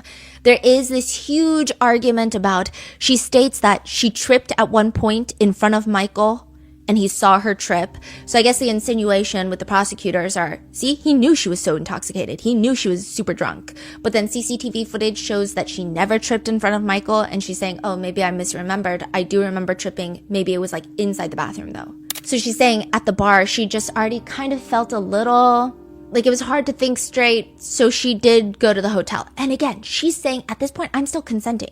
She's saying, when I got to the hotel, the first time that she has intimate relations with Michael McLeod, that's not an argument. She's saying she did consent to that. She is now telling her truth of how she felt. And she kept saying, like, my truth, and the attorneys hated that too. So they keep trying to point that out as like, oh, because it's not the truth. So then she's like, well, that's how I remember it, right? And they're like, but that's not what happened. It was a whole thing. So then she's saying, well, I mean, I felt pressured and I don't think that I was thinking straight. I just felt really drunk. Like that is not something that I would normally do, but we decided to go back to his hotel room. And so I did. So she's not saying that I didn't want to. This is non-consensual. She's just saying it was just weird. She's just describing how she felt in that moment. Then they have consensual activities, and then the incident starts. So Michael McLeod is only charged with the essay of the oral sex and then also the incident of in the bathroom at the very end, but not the initial time. Yeah. So she's saying like all of that was consensual. Like no one is debating that. But the defense submits into evidence that there's footage of M talking to a bouncer at the bar. At one point, she's talking to this bouncer for like 7 minutes, which is a very long time. Turns out the bouncer was someone that M knew from high school. So they're catching up. Okay, first of all, the defense is arguing it's strange and suspicious that you never mentioned this bouncer. You never mentioned this bouncer until you are seeing this CCTV footage and people are like, why are you talking to this bouncer? And that is the first time in 2022 that you mention, oh yeah, that's a guy that I went to high school with. The defense argues you left out the bouncer because it doesn't fit your narrative. For one, the bouncer could have been called to testify about your intoxication levels. The bouncer would know how drunk you are. They would remember you because if you call the bartender, they're not going to remember you from that many years ago. The bouncer, he was your friend. He's going to remember, oh yeah, we ran into each other at the bar and like I could tell that she was this drunk or not this drunk. The defense argues That's weird. Secondly, it shows that she could have easily escaped Michael at the bar if she wanted. She did not feel that uncomfortable because she could have easily gone to the bouncer who has authority in this club and said, hey, these guys are making me uncomfortable and he keeps inviting me to his hotel room, but I don't want to go. Em argues the reason she didn't mention him after the fact is because it was embarrassing and she didn't want to get him involved in such a private matter. So it seems like they're really not that close. And also she's saying, I don't know what he would have provided because I still chose to go to the hotel. Like, I'm not saying that I was dragged to the hotel. I'm not saying that he made me go to the hotel. I consented to go to the hotel. So I just didn't think that this was important. Mm-hmm. A lot of victims agree, saying like, really? Like, this is such a intense experience and like all you want to do is like call up all your old high school buddies and tell them exactly what happened. Like, this is very strange. The civil attorneys, I think that they should be the ones under fire for some of these discrepancies. M's civil attorneys, when they filed that lawsuit against Hockey Canada, it is also in their best interest, the attorneys, to make it the most strongly worded lawsuit possible. That does not become a lie, but it becomes part of the lawsuit. And they allege that the hockey guys were trying to separate her from her coworkers, and they're insinuating like this was kind of a coordinated thing that they were doing. Like, there was a lot of effort and work that was putting into singling her out, getting her away from her coworkers, supplying her with alcohol, which we later found out was not the case, and then getting her to the hotel room where they all do these things to her. That's the way that it's worded in the civil lawsuit. These civil attorneys, they will take a cut of whatever Hockey Canada pays out. It is in their best interest to secure a settlement. Mm-hmm. So maybe it's a little too strongly worded because at no point does it seem like she was forcibly separated or manipulated into being isolated from her coworkers. The defense brings up that her coworker that she Ubered to the bar with kept texting her and calling her, being like, hey, are you okay? Even texting her, hey, if you ever need, like, I can get you from the guys. And she was like, no, it's fine. But again, a lot of netizens are arguing, what does that have to do with consent? Because again, she consented to go to the hotel with Michael McLeod and have intimate relations. It just doesn't make sense. June 20th, 2018. So this is like the day after, really, of the incident. This is a huge conversation of fight, freeze, flight, or fawn. So people know the first three, which is when you're in a shocking situation, some people have the impulse to immediately start fighting. They're like, I'm going to fight to the death. Like, I got to fight back. Some people, they're all about flight. Like, I just have to get out of here. I don't care if I look silly, goofy. I'm going to run away. Like, there is no way. Or some people just freeze.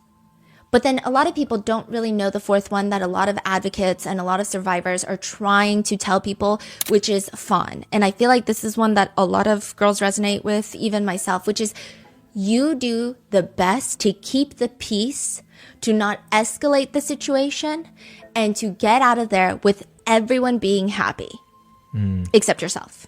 Because in your mind, that is the safest route. Fighting, maybe in your mind, subconsciously, you just know you don't stand a chance.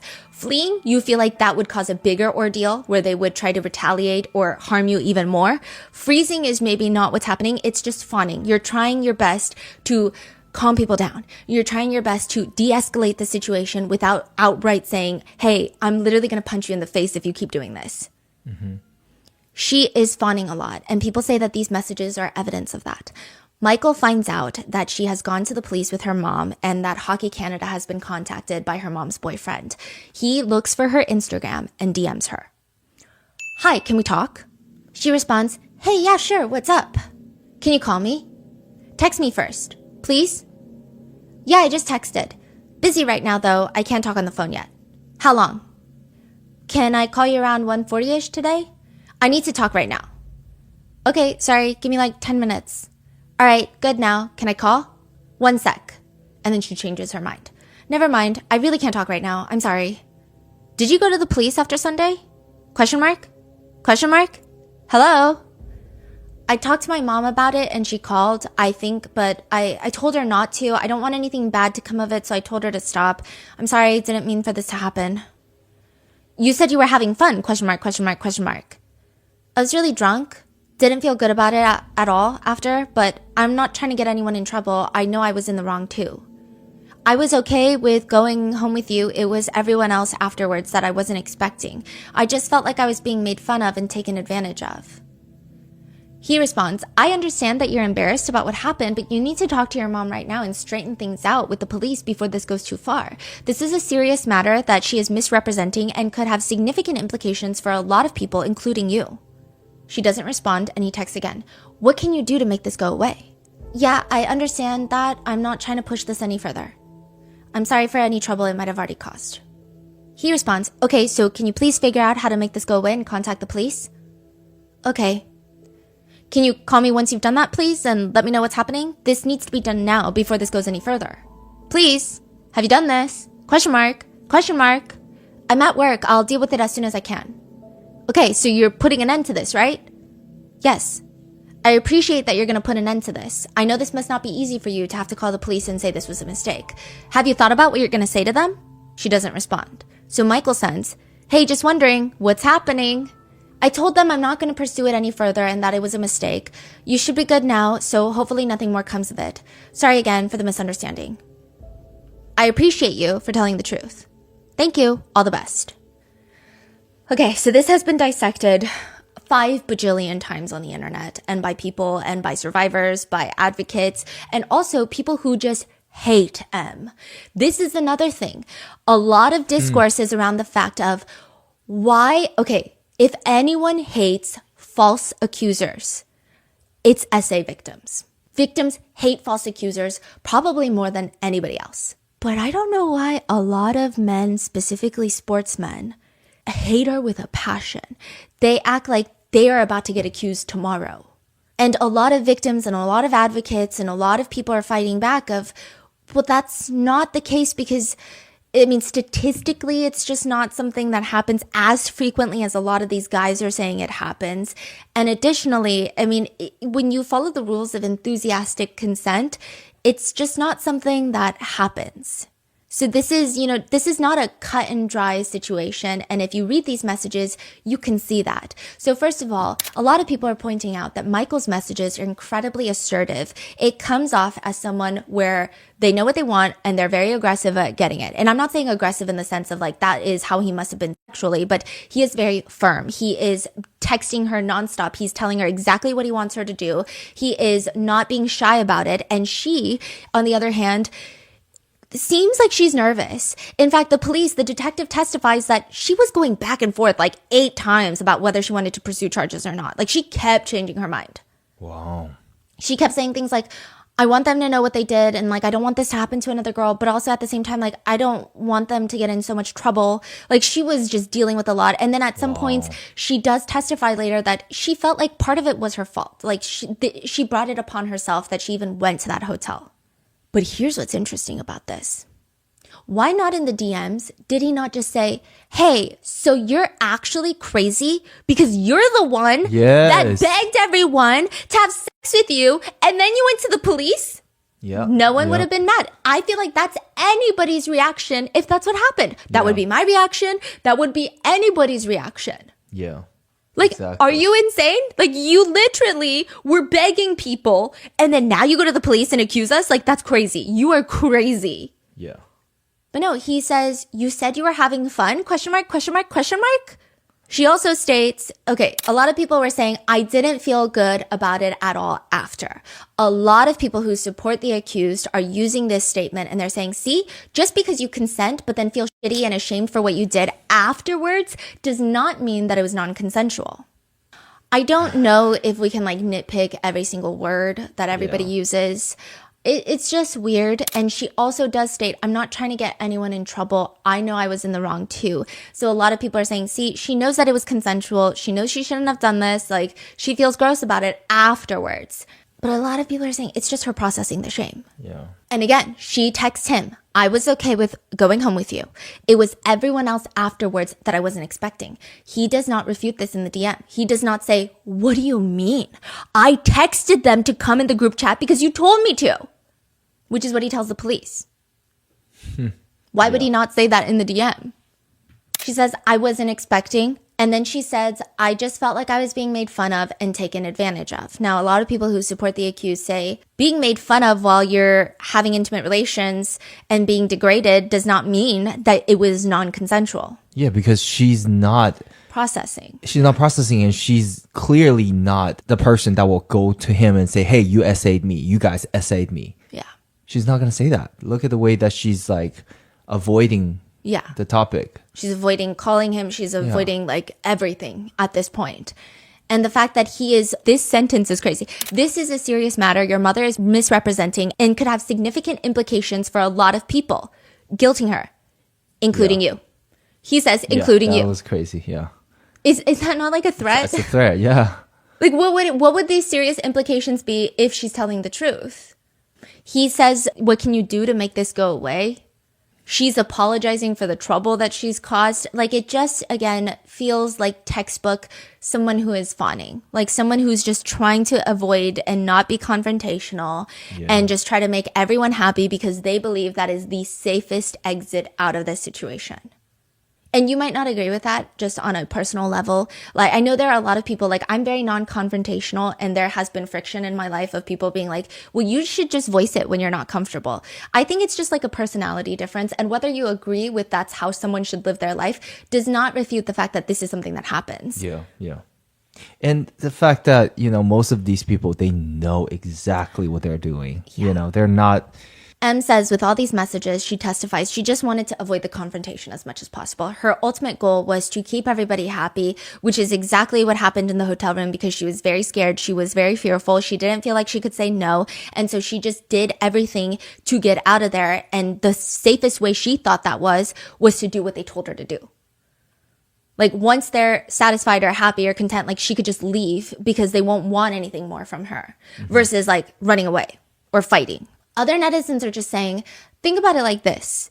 Anyone who has ever fawned before, or that is their typical response in these types of situations. This is how pushy Michael is on DMs, and this is just Michael. Imagine how that dynamic played out with 10 of them in one room, drunk. In person, drunk. Yeah. And celebrating and in this very boisterous mood with all their teammates. Like, yes.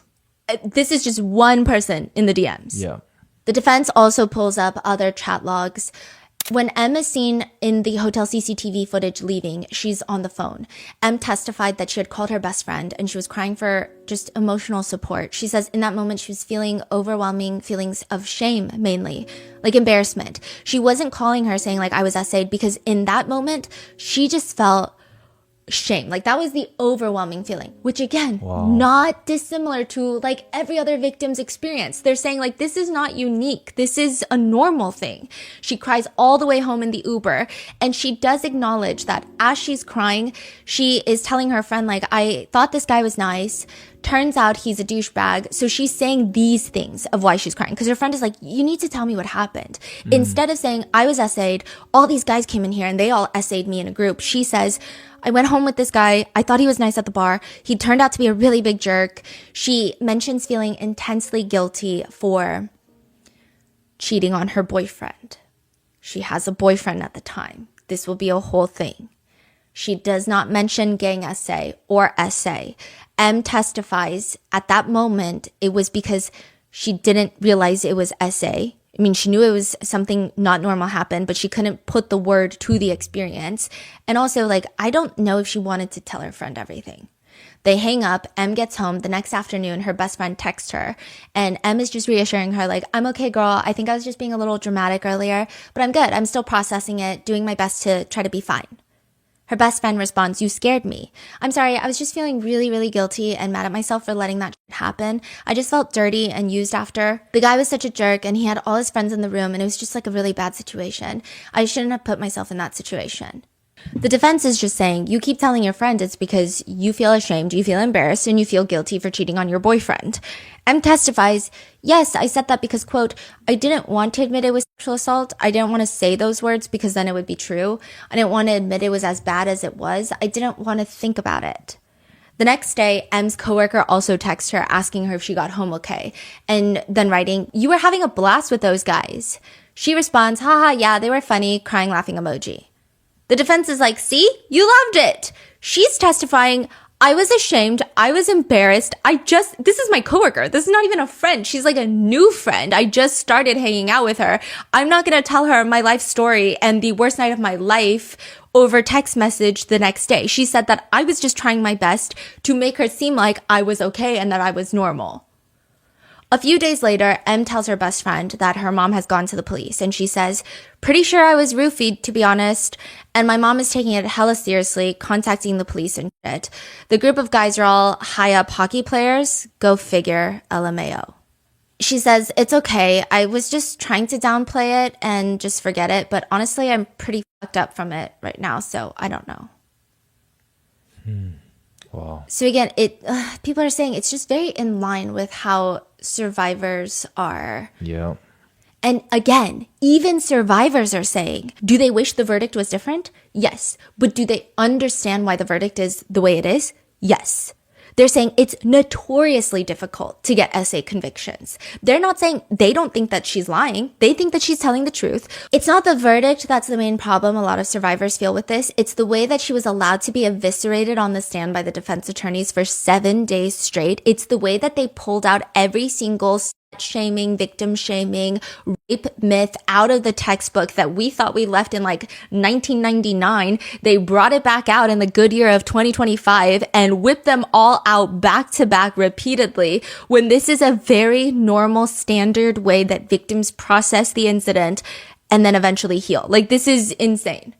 And again, even survivors were stating online, had the judge just read the verdict and then said, for these reasons, these are the reasons why I am legally finding the accused not guilty. She could have even said, they're not guilty in the court of law. But I think this is a bigger conversation for implied consent. It's a bigger conversation for what really is enthusiastic consent. It could have been a big learning moment for everyone. But no, she was just like, she is a liar. I don't believe her. The judge is like, I think she wanted this, basically, in her 91-page verdict. She pretty much says everything but that. Even during her testimony, Em is constantly apologizing when a question is confusing, when it's literally not her fault. That is the attorney's fault that's asking her the confusing questions. Defense attorneys are literally paid to ask questions in a way that is clear so that the witnesses can understand. So it's actually their fault, but she's apologizing. And then finally, she stands up for herself. At one point, Alex's attorney is grilling her. She starts feeling frustrated and she says, I feel like this is also my time to stand up for myself when I couldn't do it that night. So I'd like to respond to how I'd like to respond, if that's all right with you. I get it. Legally speaking, that's not how it works when you're testifying on the stand. And with Father Arun, I think that he is a very fair judge. When the victims would get flustered on the stand and would try to explain certain decisions or ramble about why they felt the way they felt, he was very kind in the way that he would let them at least finish talking. And if it happened too repeatedly, he would say, like, we have to... You have to answer the question. Yeah, right? We have to just answer the question. Like, I know it's difficult. But, have some sympathy, right? The attorney could have easily told her the same thing. Like, yes, I understand that, but this is not the time and place to do it because this is how it works. You have to answer the questions that I ask. So she says, this is my time to stand up for myself. Like, I would like to respond how I would like to respond if that's all right. And the attorney straight up tells the alleged victim, well, in fact, it's not all right. You're here to respond to my questions. Man, just like I'm just thinking about the amount of trauma she's going to have after this. Yeah. And this is, again, people are saying another reason that victims are not going to come forward. Like, why do you think it takes people so long to come forward? And then they get slapped in the face when they take so long to come forward when this is all they see on the news. The defense tries to convince her during the cross-examination that, let's be real, she wanted this. However, she was feeling dirty and used because the guys were not very nice to her afterwards, and she was expecting thank yous and hugs and attention, but instead, they kick her out after all of this. After she is in the shower with Michael McLeod, the defense argues Michael just wanted to get her out so that he could sleep because he's got a golf tournament tomorrow, and he keeps asking her when she's going to leave. The defense argues that that makes Em feel really annoyed. He's being very disrespectful and rude, and she does in fact call him a jerk to the police. He won't walk her to the door. He won't call her an Uber. In fact, he asks her, you're sure you don't have STDs? Are you leaving anytime soon? which she states that she was taken aback by those comments. She says she was taken aback, but the defense attorneys latch onto that and they're saying, you were taken aback because you were expecting something else. Tell us what you were expecting. You were expecting love and adoration and praise. Alex's attorney asks her, you felt a bit scorned that neither Michael nor Alex were really paying too much attention when you left. You were expecting them to give you a hug and to thank you for the night and walk you to the lobby. And when that didn't happen, you felt hurt. Em disagrees. She says, I remember feeling that it was odd. I'd never had an encounter that kind of ends in that type of way, but I wasn't scorned about it. I definitely felt disrespected, but I felt disrespected the whole night, so I'm not sure why I thought the end would be any different. Another part of the defense that they fixate on is Brett Howden, the notoriously unreliable witness, testifies that he recalls near the end that she was, quote, weeping, and that at one point she kept saying, like, I'm too sober for this, I'm too sober for this. And then accidentally, she calls Michael the wrong name. And I guess Michael gets offended by that, and he asks her straight up, like, that's not even my name. Why are you even here, by the way? Which set her off is the insinuation. Like, that hurt her feelings. She is now a scorned woman who wants payback and revenge. And now she regrets everything that happened is the insinuation because she's been disrespected. So like the insinuation is she consented to all of it. And then the guys were rude to her. So now she's like, you know what? I take back my consent. But here's what's weird. He's saying that she kept saying, I'm too sober for this. But then she's like calling Michael the wrong name. So I'm like, I don't know. That doesn't seem too sober then. And also she's weeping. It just sounds like so much is happening. Like that is not normal for you to be saying, I'm too sober, calling people the wrong name, and then to be crying all in the span of the time that Brett Howden is like leaving this room. Yeah. That seems very emotionally tumultuous. Yeah. And at which point someone should have been like, maybe she is very emotional, very drunk, not in a position to consent. The defense argues that she had strong motive to lie because she has a boyfriend who is now her fiance in 2025. The defense points to M's statements from 2022 in the lawsuit against Hockey Canada that she says it caused a strain to my relationship with my boyfriend. And the defense asked her, but your boyfriend wasn't mad at you for cheating on him. You know, they're saying because he had sympathy, like he reacted with sympathy, right? Because he saw you as a victim. I guess, yeah. Which is true. But I think the wording, the way that she is forced to admit it, I think it insinuates that the motive is there then. Then the consent videos. The judge focused a lot on the consent videos, and people from both sides, people who support M and then people who support the accused, are arguing separately. People who support M and what the prosecutors are saying is, it's just weird. If you have to get a video of someone consenting, you should really question if they consented, because that's just not a normal thing to do. Mm-hmm. The people who support the accused are saying, well, these days with all these false allegations, with all these false allegations, I mean, I would get a video too if I were a famous hockey player. The defense argues that M testified that she doesn't even remember the first video being recorded.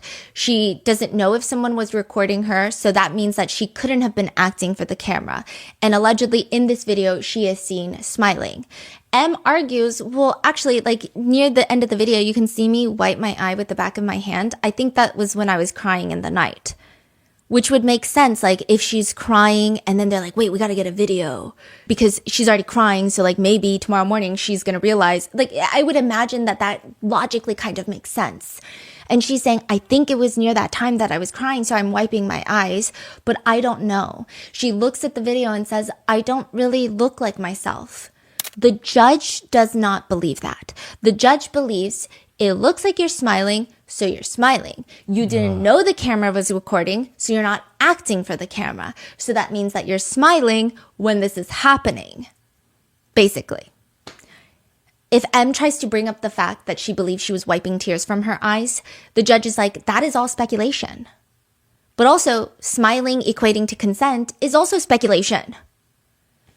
Then the second video, where she is talking about, like, God, you're so paranoid. Like, yes, I'm okay with everything. Like, I'm too sober for this. She says at this point, like, I think my mind was disconnected from my body. And again, people are saying, what do you expect her to do? Because up until this, she told us straight up she was in fear and she was fawning and she was doing whatever it took to get out of there.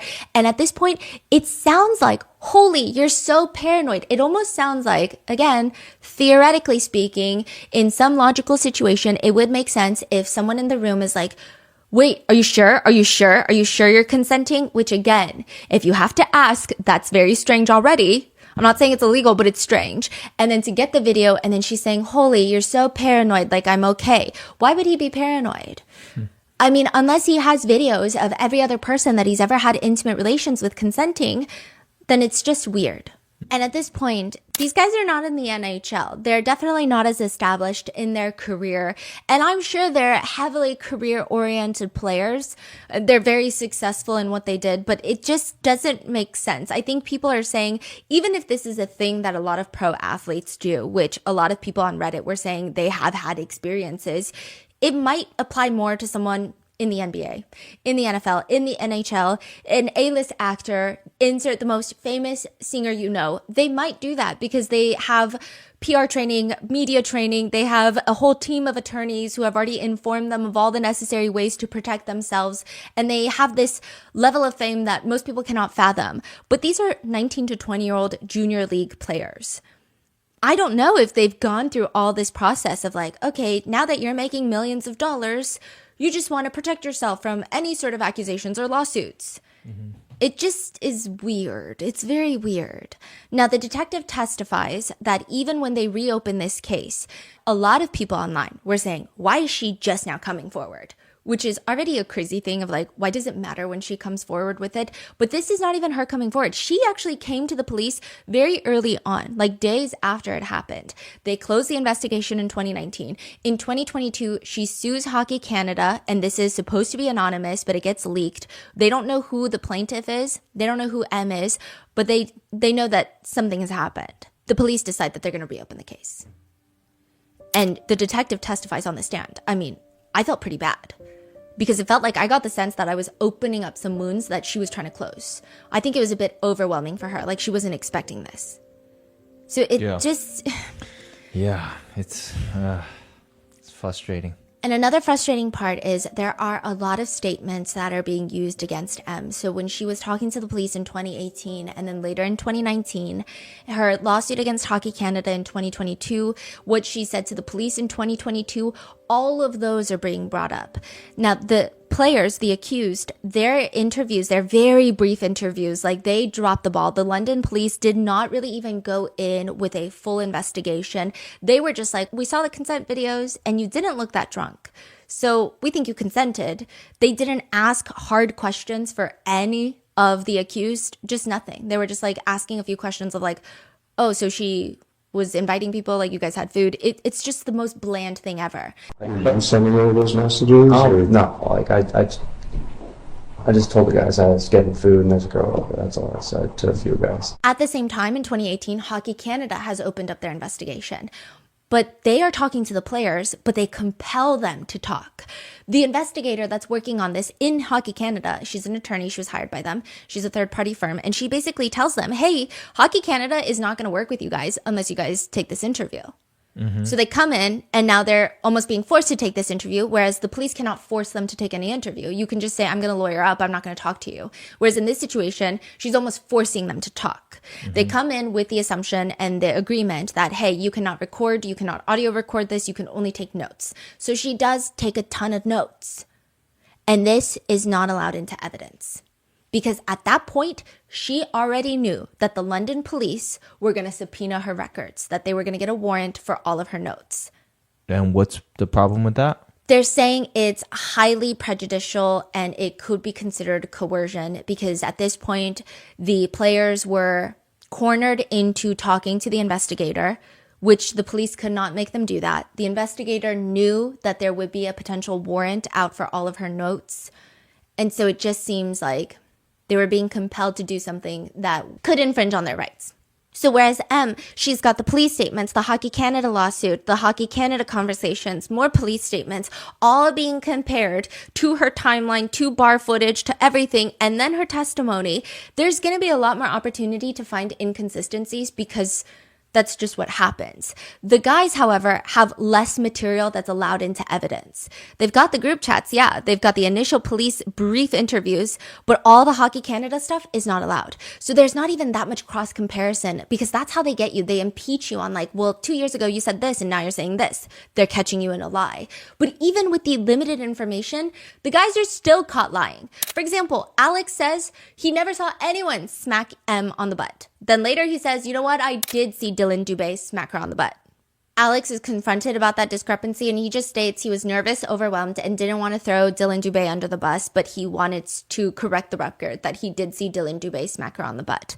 So there's just like lots of discrepancies and inconsistencies, even with the guys and all of their statements, but it doesn't matter. And again, even if we're not disputing the verdict, legally speaking, because a lot of people are saying it's just how difficult it is to convict people of SA. The judge did not have to say like half the stuff that she said in that verdict. She says, quote, on several occasions, the complainant referred to her evidence as her truth rather than the truth, which seemingly blurs the lines between what she believes to be true and is objectively true. The judge even uses, quote, gaps in quotation marks to talk about M's gaps in her memory.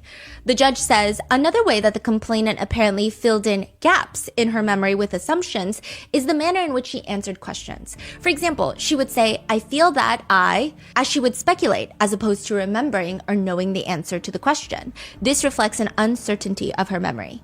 The judge writes, quote, it was suggested to M that she remained in the room because she was expecting the other men to enter and wanted to participate in sexual activity with the other men. She denied this suggestion, but it was not a denial because she didn't say it or did not recall saying it.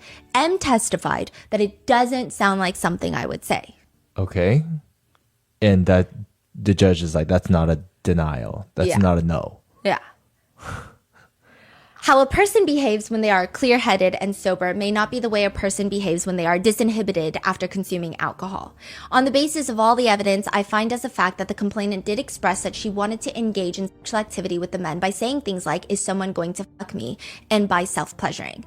The judge is basically saying, based on the evidence, I agree this to be true. What evidence? The only evidence we actually have is that text message that Michael McLeod sent to the group saying, anyone want a threesome? Quick, 209, Mikey. There is no evidence other than these guys testifying or telling the police that said that she was asking for this, literally. Yeah, and all of their stories don't even add up. Yes, his DMs don't add up. Their group messages don't add up. Like, there is no evidence. Yeah. The judge also touches on the group chats, and she says, in his text messages, Mr. McLeod reminded everyone to tell the truth and not to make anything up. Mr. Dubé told the group, let's not make her sound too crazy because if she gets wind of this and then she can get even more angry and we don't need that, so just be good with it and be the truth with it. Which, again, people are saying those are weird group chats. The judge says, in my view, the group chat reflects that the participants were expressing their honest recollections about what happened in room 209 and not concocting a false narrative. This judge, wow. I mean, yeah. Oh. M's attorney has come out to say, we are very disappointed with her honors assessment of her honesty and reliability. M has never really experienced not being believed like this before, and it was just basically saying it was tough. The prosecutors say a successful prosecution is not measured solely by whether there are guilty verdicts at the end. But people are saying this was just not successful in any way, shape, or form. It just is bad. On a personal note, it has been my honor to represent and assist EM through this process. She is a remarkable person and truly a hero. Despite her feeling like this was the hardest thing she's ever had to do, she chose to persevere and continue with the process of seeking justice. She knew there were no guarantees for guilty verdicts, and that even if she decided not to testify, that decision would have been accepted. But the five guys, the five accused, have walked out of the courtroom probably more smug than they were walking in, because they have just been acquitted of all the charges and they were found not guilty. Netizens are saying that doesn't mean that they're not guilty, but I guess that's a personal opinion. Michael McLeod's attorney states, public perception was shaped by a one-sided narrative from a civil lawsuit that went unchallenged in large part because Hockey Canada settled the claim without first informing or consulting the players. Basically saying in 2022, had Hockey Canada called Michael McLeod and all the other players, they would have fought this. They would not have let Hockey Canada settle. But because they settled, the public believed that these guys were in the wrong. He says that they have vigorously contested M's allegations and they've won. There were brief conversations about Michael McLeod being signed with the Carolina Hurricanes for the NHL, which means that he would stand to make on average like $3.5 to $4 million a year. That's on average how much that team pays. But there was so much backlash, a petition. Carolina Hurricanes backed out. And now he has recently signed with an Eastern European Vanguard team. He's still making a lot of money. His contract is $2.7 million in total, rounding out to be about like $900,000 a year. One comment reads, not guilty is not innocent. What kind of person treats a woman that way anyway? As for Alex Formenton, the other one that is accused of full-on SA and R-word, he's now with the Swiss team. We don't know how much he makes, but a lot of insiders say that it's a very comfortable position. Alex's attorney states, now the public knows that he's innocent of this false allegation, but only after this case has erupted into a massively publicized social cause. Alex's face has appeared on millions of screens and newspaper pages. There can be little doubt that an untold number of people believed he was guilty simply because he had been accused of a crime, long before any evidence was presented in court. As for Dylan Dubé, his previous contract was with a Belarus-based team for $600,000 a year, but I think as of right now, he's a free agent and he is unsigned. There are reports of NHL interest, but we'll just have to see.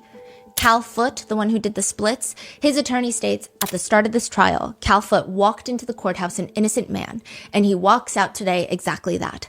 Cal never lost faith that justice would be done, despite the clamor of external pressures and agendas outside the courthouse doors.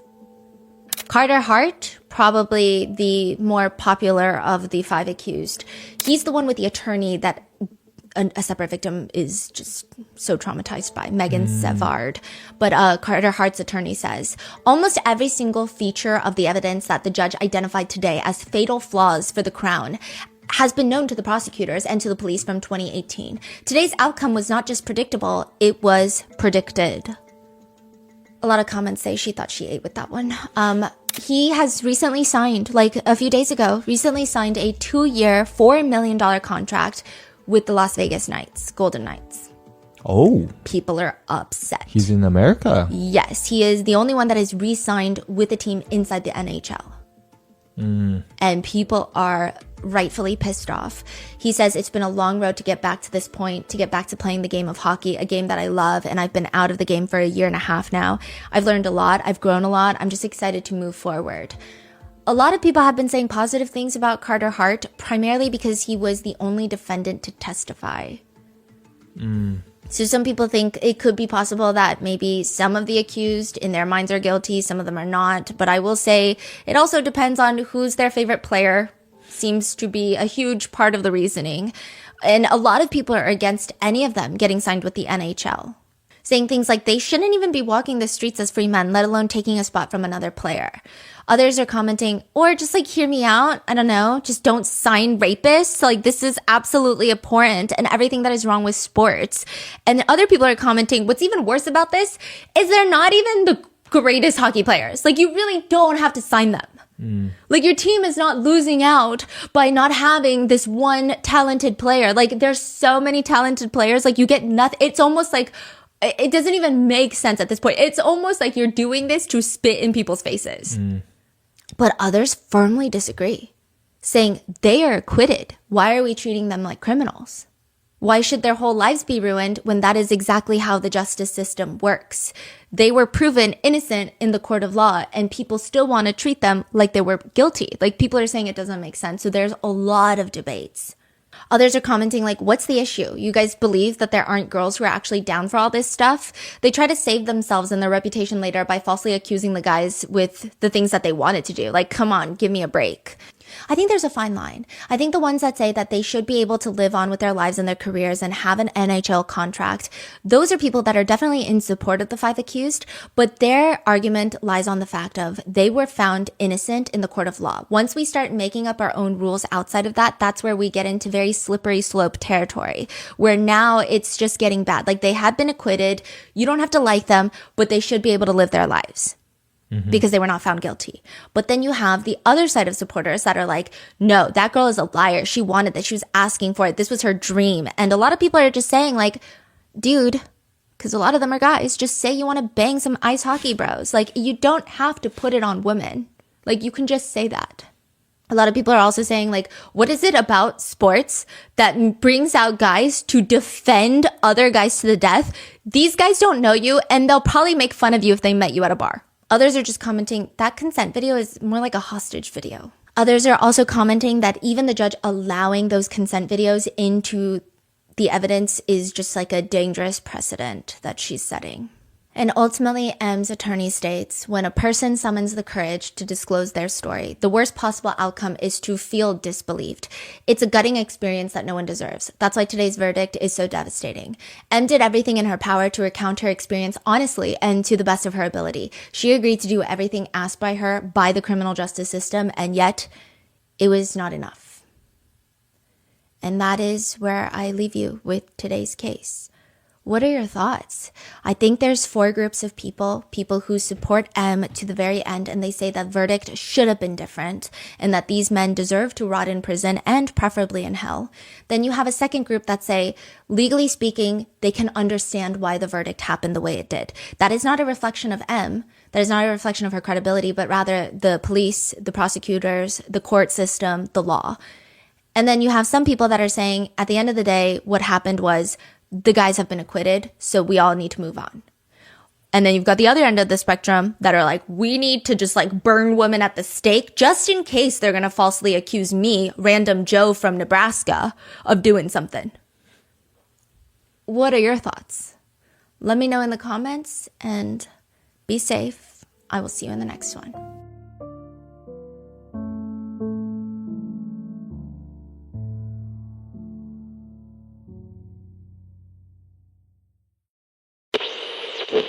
Bada bing, bada boo. It starts off as an email chain of hockey players in the United States and in Canada, and they are just emailing each other back and forth, sharing their wildest wins. I don't even think many of these hockey players have even met each other or played a game against each other. Everyone's just adding their teammates into this massive thread. This email chain at this point feels more like an urban legend, but apparently it's very real. And apparently it gets so big that a few of the players decide, I'm just going to make a website for it. And here is like a new general rule of thumb. When you open up a website and the first thing you read on there is just ominously, take this wisdom wisely, boys. And then a disclaimer. Hey, if you can't take a fucking joke, then go find yourself on the Disney Channel. Warning, disclaimer, the content is not safe for work, school, your girlfriend, or your mother. This is the Junior Hockey Bible. It reads like a dictionary. It just has words and then the definitions for them. And mostly they're hockey related. So I thought this is like a hockey terminology book. Duster. This term refers to those unfortunate souls who usually only step on the ice with 14 seconds to go in the game. That's it. Why the term duster? Because this plug has been sitting on the bench the entire game collecting dust. Always the worst player on the team. Band-Aid. A player who is always hurt. Every game he gets a new injury and he is pretty much the joke of the team. A mess. Usually quits hockey and goes home to work with his dad cleaning out shitters. Bobby Big Wheel. This is the guy on the team who thinks he's God's gift to women, but really he's a fucking joke. He's not really going anywhere in life or in hockey. Then they have terms of how people play hockey. Taking one for the team. Being a team player can refer to when your friend has sealed the deal with a girl at a bar after a game, and they're going to go back to her place. But unfortunately, your teammate has forgotten her name due to the 13 beers that he has consumed. You then step up and ask the girl, what is her name, so loudly that it will sink into your friend's head. You then repeat her name as many times as possible so that he won't forget it. Example, Rachel. That is a lovely name, Rachel. I once knew a girl named Rachel. Trooper. One of the most important elements to a hockey team A trooper is that one guy. You can always count on this guy. You call him any time of day, he's gonna go out drinking with you. It doesn't matter if he's got 4 final exams the next day. The trooper is usually one of the most popular guys on the team, but also the dumbest. But then it starts getting very strange, the Junior Hockey Bible, because it starts listing off things that have nothing to do with hockey. The swamp donkey. Have you ever heard of a swamp donkey? This species lurks in the depths of the bar scene across the nations. Telltale signs of a swamp donkey are many and varied, including the wearing of granny underwear, tight shirts exposing their fat, disgusting sloth bodies, and a face that looks like a rotten bee's nest. Swampers must be avoided before the consumption of at least 13 beers, and after that, proceed with caution and only poke her if you can degrade her in some way in front of the boys, preferably on a video. Sea donkey. A sea donkey is a close relative of the swamp donkey, but has several subtle differences. Sea donkeys can be found at keg parties where they are highly intoxicated and not very attractive. These beasts are of the sea or masters at boozing, and once intoxicated, they are looking to get some hockey dick. They enjoy being told that they are fat while you are doing their fat asses, so don't be afraid to say it. Only approach after 25 beers and after all other options have failed, including the R-worded girl with no legs named Bobby No Legs. Wait, these are on the website? That has now since been taken down. But this is the Junior Hockey Bible. And it's very interesting because at first people thought it was an urban legend. But people were saying, you go to a junior hockey game, you're going to hear these terms from the hockey players. So you're saying this is like a somewhat big website for the community? Yes. And people know these terms. I see. They use these terms, especially in this case. Then you have a war pig, one of the most endangered species on Earth. This species lives in the trenches of the bar scene, and they aren't afraid to get their noses dirty. They will stop at nothing to get what they want. They are ruthless, disgusting, filthy pigs who will beat up your girlfriend to bang you. No man is proud after banging a war pig. But one great thing is these animals love it in their butt. They will take it like a champ. Enjoy these pigs, but keep them to yourself. If you find a war pig, please report to the CHL so authorities may shoot this beast and put them in a cage forever. Next definition, slop tart. These are the lowest form of sluts. They thrive in a world of disgusting low-level junior rinks. They often possess nasty teeth and Coke bottle glasses. These creatures are by far the scariest animals in any league. There is no reason to ever communicate with these disgusting animals, which is different from a sloth. A sloth is a cave dweller.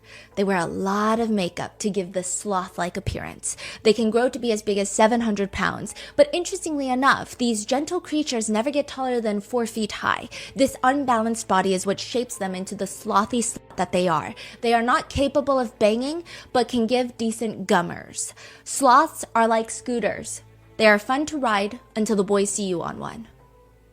The website is really bad. They also have different tips on how to avoid different types of sluts at the bars that are swamp dwellers, sea dwellers, whatever derogatory term that you want to put on women. They say that one thing that you have to do is put a picture of a very hot girl in your wallet so that once you've had many beers and you're talking to this girl and you think that she's hot and you think that she's not a sea dweller, you pull out your wallet and you reference the hot girl pic and you compare. And if they're comparable, then you can go home with the sea dweller. It's getting weird to the point where people are saying, are we sure that this is like a junior hockey Bible, or are we talking about a guidebook to degrading women or potentially even essay? These are the terms in question that I think ultimately gets the website taken down. Cinema. This is the honorable act of letting your friends watch you bang a dirty. Cinemas are only filmed by hockey boys as everyone else in the world finds this disgusting. Some girls don't mind being watched, but others will flip out if you accidentally roll out of the closet laughing because your buddy is saying funny shit as he's banging the bitch. If busted, the actor, the guy who's banging, denies any knowledge of the cinema. So basically, the cinema is like when you are having intimate relations with a girl without their consent, you get your hockey buddies to watch from the closet. And then if one of them accidentally laughs because you're doing something funny while you're having intimate relations, then the person who is engaged in the intimate relations, they have to suddenly act very upset. Like, what are you doing, bro? Just to make her feel better, when really he is laughing on the inside. A great family event for all. Then you have the mystery hand. The mystery hand is one of the best kept secrets in the league. This can only be performed while watching your buddies perform a tag team. When you hear a threesome, you quickly and quietly sneak into the room and drop to the ground like a heap of shit. Now, as the girl is getting worked, raise your right hand from under the bed, give it a little stretch to make sure your right hand is working and make sure it's in working order. Now move the hand closer and gently grab any boobies you can find. Careful not to grab a sausage or this could lead to being dummied. Dummied is like being made fun of. Once you get your rocks off, quickly go back into stealth mode and remove your camo and sneak back out the door. No one knew you were there and it doesn't make you a bad guy. People are arguing. This sounds like a guidebook to essay. It's like an instruction manual, a step-by-step. But others are saying, is it really? Like this could just be a really bad joke between athletes. Do we think that it's appropriate? Absolutely not. Do you want to hang out with people who use these terms? Absolutely not. But is it really a guidebook? This entire junior hockey Bible comes up in this case multiple times because these are the terms that are being used. And then these are the actions that 5 junior hockey pro athletes, ice hockey players, are accused of doing. There are certain parts of this junior hockey Bible that they are accused of committing. And now in 2025, there was recently a trial where 5 pro ice hockey athletes are accused of committing some of the crimes that are directly listed in this junior hockey Bible. They use the same terms that are listed. They're texting using some of the language from the junior hockey Bible. And now everybody is wondering, was this not just an online joke? Is this real and are people taking notes from this? This is the case of the Hockey Canada scandal, where 5 pro-level athletes have been accused of essaying and gang R-wording a 20-year-old girl after a Hockey Canada gala.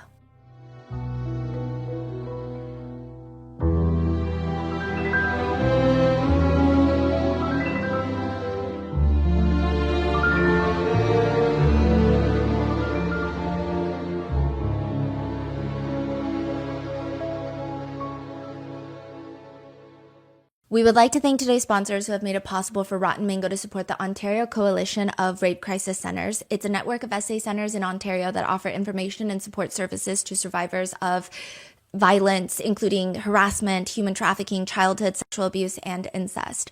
This episode's partnerships have also made it possible to support our growing team, and we'd also like to thank you guys for your continued support. As always, full show notes are available at rottenmangopodcast.com. Today's case involves mentions of potential drugging and gang essay. Please click off and prioritize yourself if these are too much.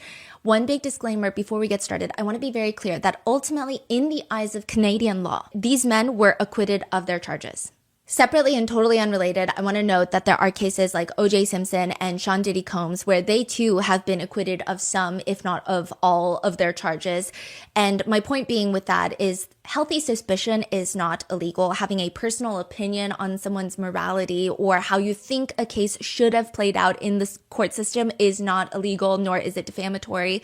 But just to be very clear, we are going to use the word alleged. We are going to use words that are legally more in line with the court's judgment, but that does not reflect how we personally feel. It's just a way of making sure that this episode is okay. So with that in mind, let's get started. It's really hard being a juror. That's what everyone says. And in Canada, I think you only get paid like $40 a day to be on a jury. I believe it's the same in a lot of states in the United States.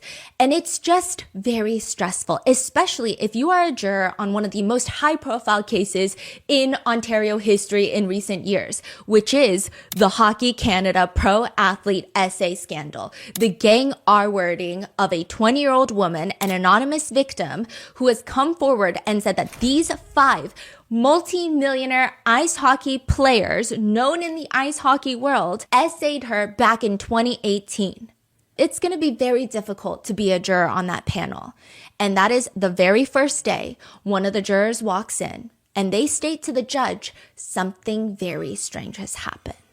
To give you a lay of the land, this is not like any other trial. I mean, I will say that with some of their attorneys, they have many different defense attorneys, but you're talking about 5 accused, 5 men that have been accused, and each of them have 1 or 2 separate attorneys. So you've got like a whole row of 10 defense attorneys, and they're all going to cross-examine the witnesses. They're all going to cross-examine the victim. It's going to be very intense. And one of the jurors comes forward and says, day one, all they did was go through the Crown's opening statement. So in Canada, they call it the Crown. It's basically the prosecutors, like the feds or, the state. So the Crown, they go through their opening statements. And the juror said, I went to lunch at a nearby restaurant. I was in line trying to get my lunch, and I recognized one of the defense attorneys because, again, in Canada, you have a very specific attire that you wear as a court attorney. And they turn around, I make eye contact, and it was very uncomfortable because jurors, like here, are told you cannot interact with attorneys. You cannot interact with any of the members of the press. You see them, act like they don't exist. We were told, don't even say good morning.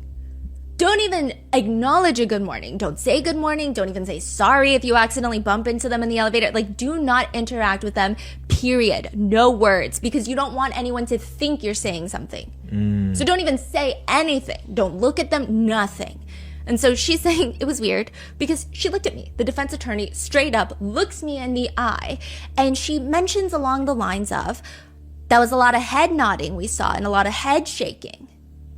Because during crazy. The Crown's opening statements, I guess they were saying, oh, that's disgusting. I can't believe this happened. Or they're nodding like, yeah, you're right. That's bad. I guess that's what the defense attorney perhaps maybe thought. The juror goes to the judge and is like, I don't know what to do with this information. I'm just saying I think it's highly inappropriate. The defense attorney states that is absolutely not what happened at all. I was in line for lunch and I was talking about a completely unrelated case with one of my colleagues. I turn around and I recognize one of the jurors because, we had just been in court all day. And I said, oop, this is awkward.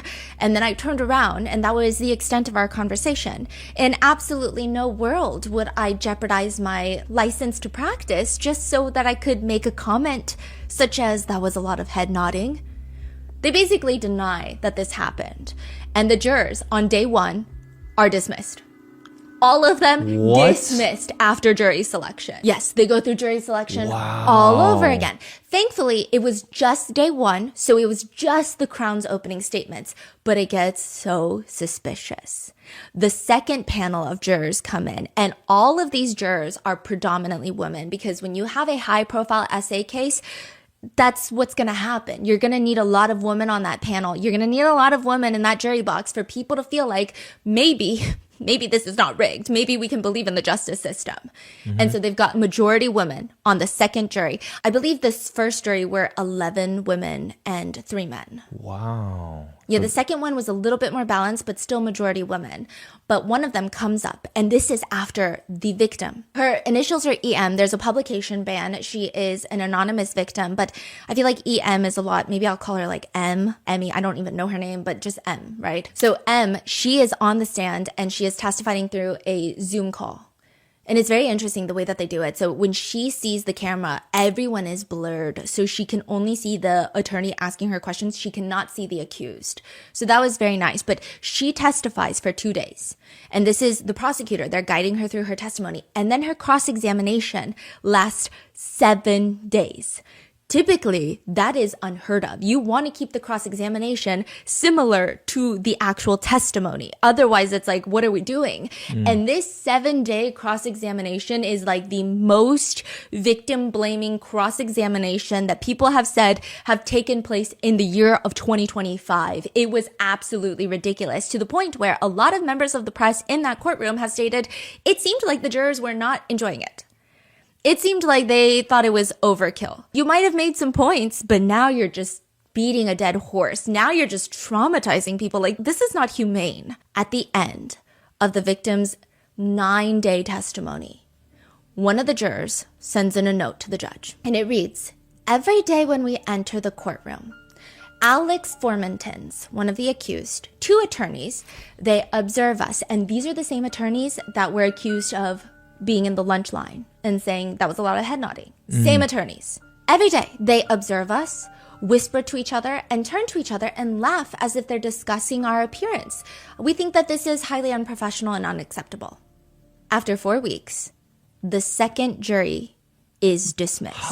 And this is when all the defense attorneys say, well, we don't want to put the victim through another brutal cross-examination because, the Crown had to do the opening statements twice, once for the first jury, once for the second jury.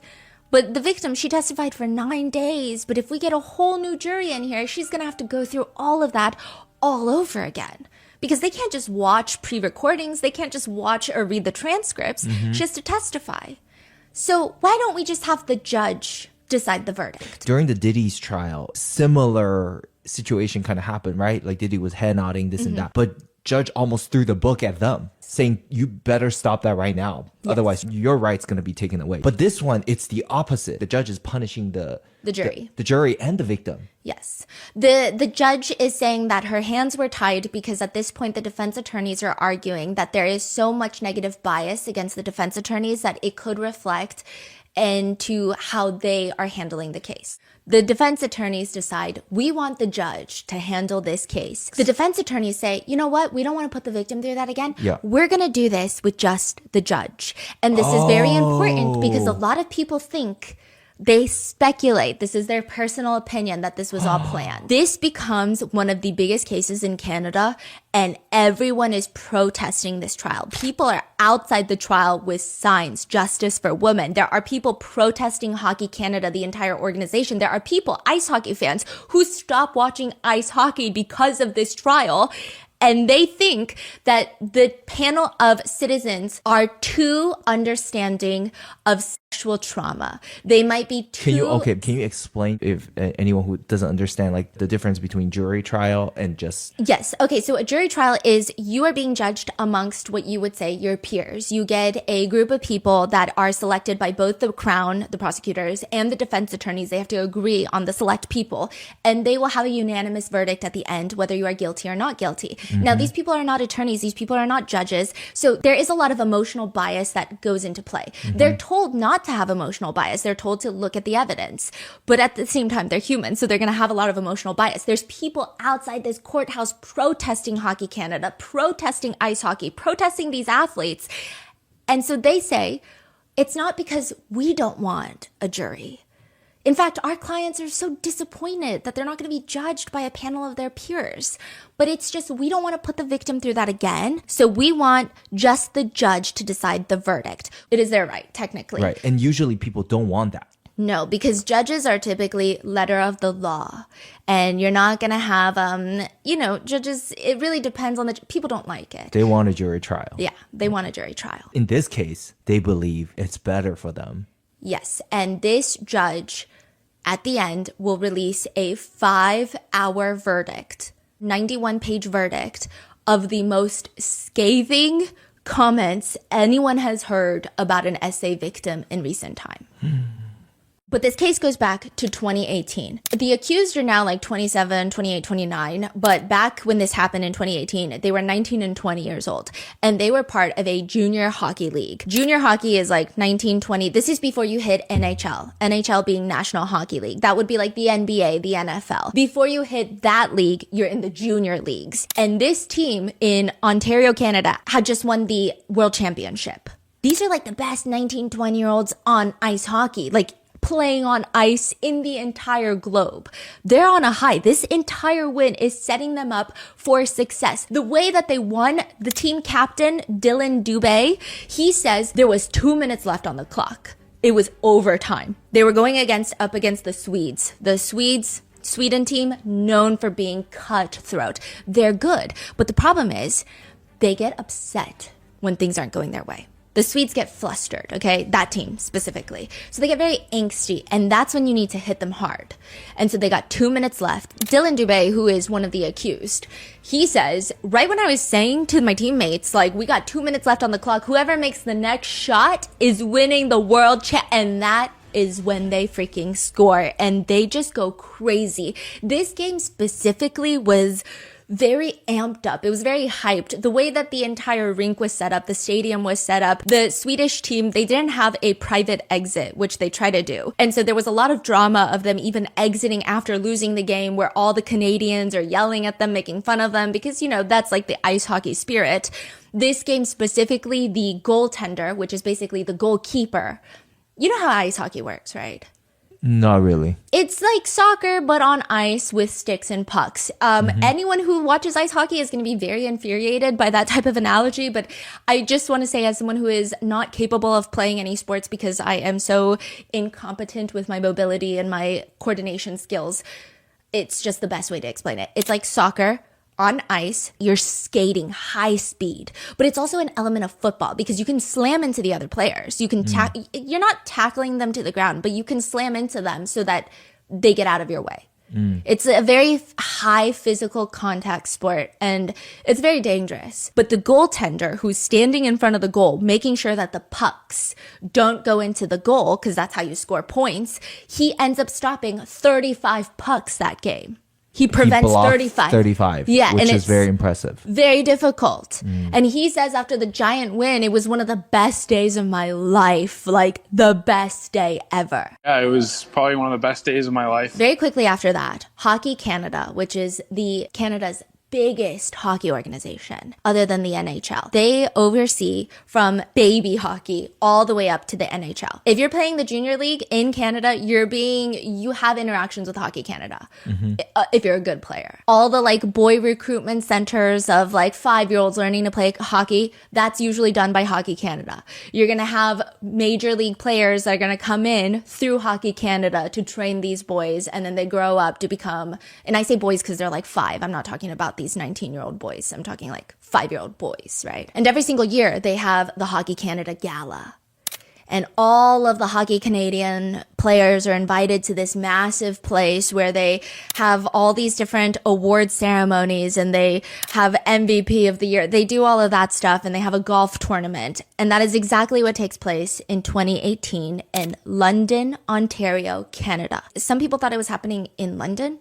It's just London, Ontario, in Canada. They have this huge place rented out in London, Ontario, and everybody's gathered there. And this year specifically, it's absolute chaos because Canadians won the world championship. I mean, there's many Canadian teams, but they won the world championship. So this is a huge year. And this specific team, they're going all out. They're getting drunk. The drinking age is not 21 in Canada. It's younger. So they're getting drunk. They're getting wasted. Hockey Canada is even providing alcoholic beverages. They're just doing everything. They're away from family. They're staying in a hotel room with their buddies, with their other teammates. Like they've got 2 dudes in each hotel room and they're just having an absolute menace of a time. They're going from bar to bar. They're not sleeping. They're not doing anything. This is a time to celebrate.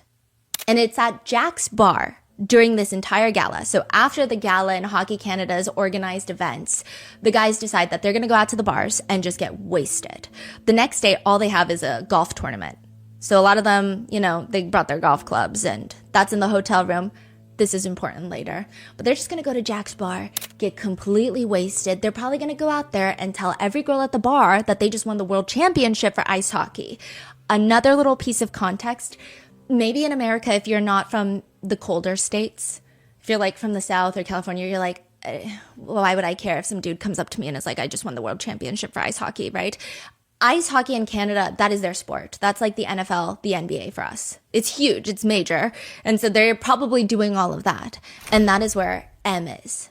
Em works in retail. She's 20 years old. And after her shift, all of her coworkers are like, we should go to the bar. We should go to this place called Jack's Bar and just get drunk and have fun. It'll be good.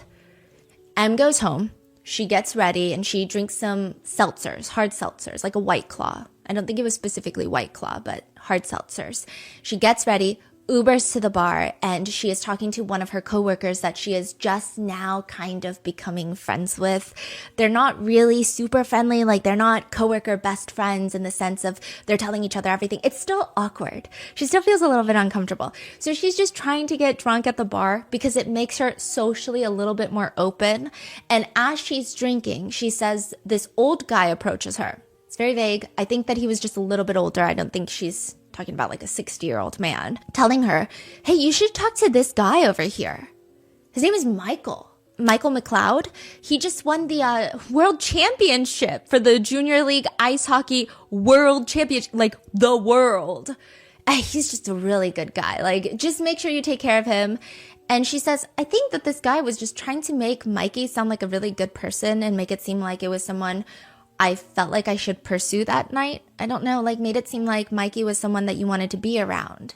Is Mikey the leader again or no? No, that's Dylan Dubé. Dylan, yes. Yeah, so okay. Dylan Dubé is the leader, and I know the names get confusing, but we're going to run down them. But just think like, it's even more confusing because they are the only 5 accused. However, there was allegedly anywhere between 10 to 16 players in that hotel room that night. Many of whom testify, many of whom were involved in a group chat that becomes very important later. But it's just complicated. So I think as we progress in the episode, you're just going to realize who is who because it's just hard to, they're just... I see. You know, and so she keeps drinking with Mikey and she is picking up a few things. Okay, world championship, junior league ice hockey players. She's kind of assuming that all these other dudes are ice hockey players. She doesn't seem like she's very into ice hockey. She doesn't really care that much. So she's just like, okay, cool. You guys seem like nice people. She keeps drinking and she says, I definitely feel like my inhibitions were lowered the more I drank. I mean, mentally, I just felt all over the place. The dance floor and the music was very loud. It was just very crowded and very chaotic. And I just kind of felt like I was in the mix of it all and I wasn't really feeling aware. In CCTV footage at the bar, you see a lot of the players on the dance floor all circling each other. It's not that they're specifically circling M, but they're all just gathered together getting crazy drunk, and it just looks like CCTV footage from any other bar. They're all smushed together. It's like if you go to a concert, everyone's jumping up and down screaming. Everybody is like touching each other because you physically don't have space to not touch each other. But at one point, CCTV reflects that one of the other players pulls on M's ponytail. Whether it was hard, I'm not sure. This footage I couldn't find, but there is allegedly another footage of another player lifting her up off the floor. We don't know what that footage looks like. But she says that she started feeling really claustrophobic and overwhelmed. It just felt like she was getting smushed. I mean, she's 5'4". She is like 130 pounds.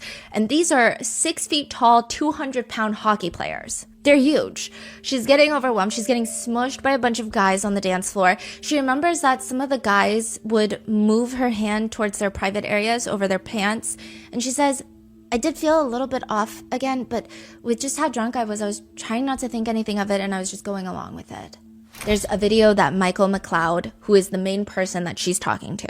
So she's introduced to Michael McLeod. She's talking to Michael McLeod, and he films a video of them singing Hotel, Motel, Holiday Inn. It seems like a crazy party. It seems like a frat party. She says, I'm someone who has a bit of a hard time saying no. I don't like upsetting people, and especially when I'm drunk, I think that really shows. I know if I hadn't been drunk or been in that position, that wouldn't have been something that I would have done. But I felt like it was the drinking. So she's saying, I don't even think that I would have been on the dance floor just with all these hockey players. It was a lot. And then eventually, Michael McLeod asks her, do you want to go back to my hotel with me and we can have intimate relations? So they're kind of under the impression that they're going to go back and engage in activities, Michael McLeod and M. And she says, okay, there is a video of them leaving together. If you see a blurred spot in any of the videos that I'm going to play in the video episode, it's her. That's M. And so they're leaving the bar together. And when she's walking down the stairs, you kind of see her rest her hands on the wall. It doesn't seem like she's swaying and she's falling down, but it seems like they're walking pretty fast and she's almost caressing the wall, bracing herself. She goes to the Delta Hotel with Michael McLeod. They get a cab, they go to the hotel, they go to room 209, which is Michael McLeod's room that he shares with another player, Alex Formanton. Alex Formanton is still at the bar. So they're alone in room 209, and they have intimate relations on the bed. And she says she's laying there on the bed, fully nude.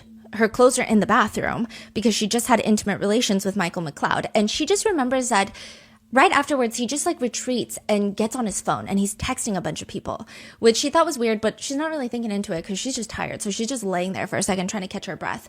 And then all of a sudden, the door to the hotel room opens and hockey players walk in. Like 2-3 hockey players walk in and she's completely nude on the bed. So she's shocked, but they're not saying anything. They're not addressing anything. Like, she's trying to read the room. Michael McLeod seems like nothing weird is happening. The hockey players are not like, oh my gosh, why are you naked? Ooh, sorry, we should walk out. They just walk in and start talking about hockey. So she's like, okay, maybe they're gonna leave. She walks to the bathroom, and this is where her clothes are, and this is a very big point of contention later. She stays in the bathroom for a minute, and she says, I was just really shocked. And she's saying, I was still so drunk. Like, I'm drunk out of my mind. I'm shocked. I'm like, I don't even know if I'm seeing this. She said, I wasn't expecting that. I felt really uncomfortable. I was already naked, feeling very vulnerable. I didn't really understand why the man that I had left the bar with just, like, left me in that situation. Like, he just, like, brought these guys in. I didn't know where things were going. She says she is in the bathroom, and then when she walks back out, she's still nude. I don't know if she's under the impression that these guys left. Maybe it got quiet. I don't know. But when she walks out, there's even more hockey players inside the room. And she says at this point, she didn't really know what to do. This is not a suite. This is not NHL level money. This is not NBA level pro athlete money yet. These are junior hockey league players. This is a very standard hotel room with 2 twin beds, but it just looks like a cramped little hotel room. And there's like 9 200-pound, 6-foot-tall ice hockey players crowding in that room.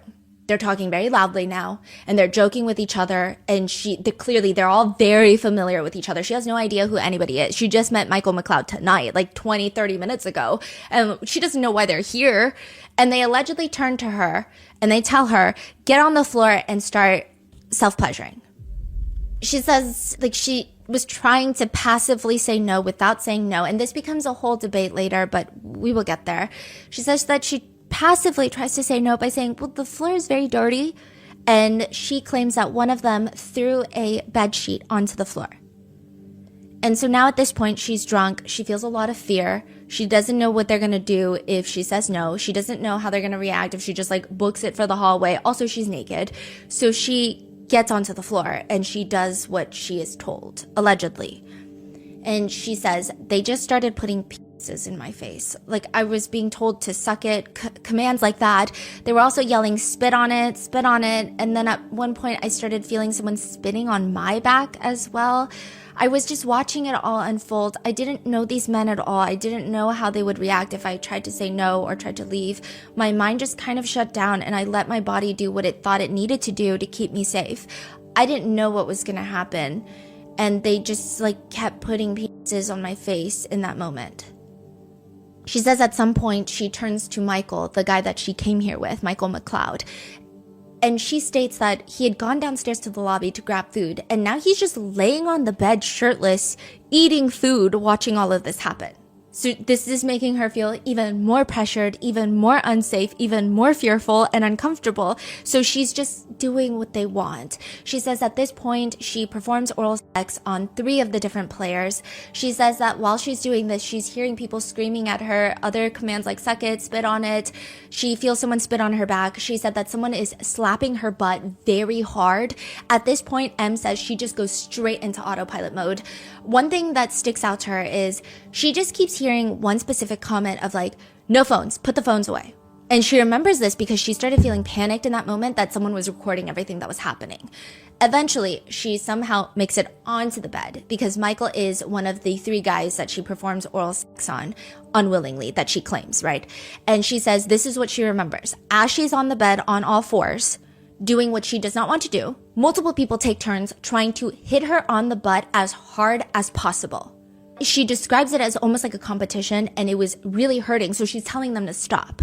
And then eventually, she ends up in the restroom with Alex Formenton, who is Michael McLeod's roommate. And she claims that she was raped by Alex Formenton in the bathroom. That he assaulted her and then forced her to perform oral, and then he took a shower. She goes back out into the room and she is very uncomfortable, and she says throughout the night she would try to keep getting up and putting her clothes back on to leave. Like, she would grab her clothes, and then one of the players would come over, and she alleges that they would put their arm around her shoulder and not necessarily drag her back into the room, but kind of like guide her back around. And she was so drunk that it was just, she didn't really know what was going on. She didn't feel like she could say no. It felt threatening. It's not just like, are you sure you want to leave? It felt very threatening. Saying things like, come on, we're just having fun. She claims, I was stuck in that room. I didn't really have a clear exit, even if I wanted to leave. I felt like I was just there for their entertainment. She says that she starts feeling sick, wanting to throw up. At one point, she does remember near the end of the night, she was just sobbing, like she was just crying. And then she tried to leave while she was crying, and she recalls one of the players saying, "Don't let her leave, she's crying. Don't let her leave, she's crying." The problem is, because of her intoxication level, she says there are gaps in her memory. But additionally, it's even rougher because when you are an SA victim, there are naturally gaps in the memory because that's just how your brain works. It doesn't matter if you're a 20-year-old girl or a 50-year-old man or whoever. Your brain tries to protect you by blocking out memories that they think are going to be so traumatizing that you cannot survive, or it will be too traumatic for you to understand them. And so she's saying there's a bunch of gaps in her memory, but she does remember near the end of the night that she was crying, and they would try to stop her and say like, "Oh, don't let her go. She's crying." And at that point, she also remembers like they were bringing up golf clubs saying, "Why don't we try to stick one inside of her?" There were comments about golf balls of seeing how many she could fit inside of her. And she said that she was feeling very fearful of all of this. Like the energy was intense and chaotic, but in a very scary way. So not in the, I'm going to tie someone down and forcibly R-word them, but like you can imagine the type of energy she's alleging was happening inside that hotel room. Mm-hmm. Eventually, she states that Michael McLeod tells everyone to get out of the room. All the other players, except for Michael McLeod and his roommate Alex Formanton, who is one of the accused that went to the bathroom with her. So Alex went to the bathroom with her. She says that they end up staying, and Michael McLeod goes into the bathroom, and she understood that in order to leave, she was to have intimate relations with him a second time. So the first time that she has intimate relations with Michael McLeod, she says is consensual. But then the second time in that bathroom, she says it was not consensual. So they have intimate relations, and then afterwards, Michael McLeod and Alex Formanton straight up just tell her, like, we have a golf tournament tomorrow, so are you going to leave? She gets dressed, she leaves, and down the hallway, she realizes that she left her ring in the room. So she knocks on the door to grab her ring, and she says the players look really annoyed. Michael McLeod and Alex Formanton look super pissed off about it. She looks for 15 minutes, and she says that she feels really silly about this whole thing. And this word is very important for later. She says that she just felt silly, so she just left. And as she's leaving, she's bursting into tears. And that night, she's in the bathroom, in the bathtub, just sobbing, swaying back and forth, like swaying, comforting herself, soothing herself. Her mom walks in and is like, "You need to tell me what happened." June 19, 2018, London, Ontario police get a call from M's mom, who states along the lines of, my daughter, she's not telling me what's happened. She's just saying it's all my fault. I found her in the shower, incredibly distraught. I know, like mother's instinct, I know something happened, and I know that she did not want this to happen, but she keeps repeating, it's not my fault, but I know something bad has happened. Like, you have to investigate. M's mom's boyfriend at the time had a friend that works for Hockey Canada. So he calls Hockey Canada, because they're getting little bits of information from M now. So she's like, okay, yes, I went to this hotel room with this hockey player named Michael McLeod. And then all of a sudden his teammates came in. So he calls Hockey Canada and is like, hey, this is what happened to my girlfriend's daughter. Like, you guys need to investigate. So now in 2018, there are 2 investigations open. London police investigation into a gang SA, and the Hockey Canada investigation into the code of conduct against their players. After probably about 5 more minutes of oral sex on Hart, she said, like, is anyone going to bang me? And she was saying, like, is anyone going to do anything to me, or do I have to do it all? And that's when, like, a bunch of the guys didn't feel comfortable, getting naked and doing this intercourse in front of people, and most of them had girlfriends at that time. So I volunteered, but I obviously didn't want to do it in front of guys. I found that very awkward and weird. So we both walked into the washroom, and that's where we had intercourse. Okay. So whose idea, how did you guys decide to go in the washroom? Did you talk about it, or? Yeah, it was kind of mutual. Like, I said, like, I don't really want to do it in front of the guys. So she walked into the washroom, and I followed her after, and that was when we had intercourse. Okay. And what sexual acts happened in the washroom? At the start, I just put on the condom and just had intercourse with her. And near the end of the intercourse, I took off the condom and she gave oral sex. to finish it. And what happens after that?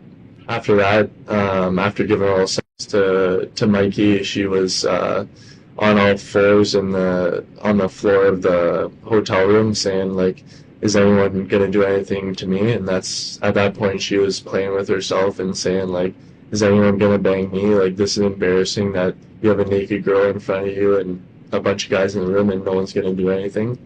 And that's when pretty much everyone was still a little iffy of doing anything in front of the guys because we found it pretty awkward a situation.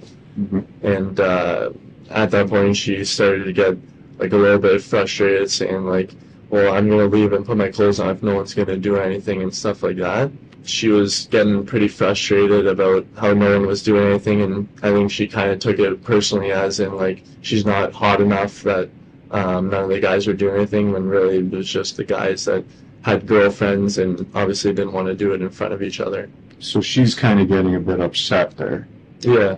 Is it possible that she was upset because she's feeling embarrassed about what was going on? I think she was embarrassed that no one did anything to her. Like, I think she was maybe embarrassed that she thinks she wasn't hot enough and that no one gave her the attention while she was sitting there naked. But really it was just because everyone had girlfriends and no one found it like not awkward to do that in front of people. So she was kind of leading the way and kind of asking for it. She got on the bed naked and said, "Okay, who's gonna have sex with me? You guys are pussies. Like, none of you guys want to have sex with me." Do you get the sense the guys are coming because they know there's a naked girl in the room who's doing sexual favors for people? I mean, like, I don't know how guys kept showing up. Like, Were you sending her those messages? No, like I just told the guys I was getting food and there's a girl over. That's all I said to a few guys. And for both, the guys are briefly interviewed in 2018. None of these interviews are extensive at all. Michael McLeod just tells the police, the main detective for the London Police Department, I mean, she was the one that told me. She was all like, "Tell your teammates to come. I want to do stuff with them too. It's a fantasy of mine." He said she was just asking for a lot of crazy things. If it were up to her, she would have had sex with the whole team. Wouldn't be surprised if she asked guys to slap her ass, but I didn't hear it. But I wouldn't be surprised.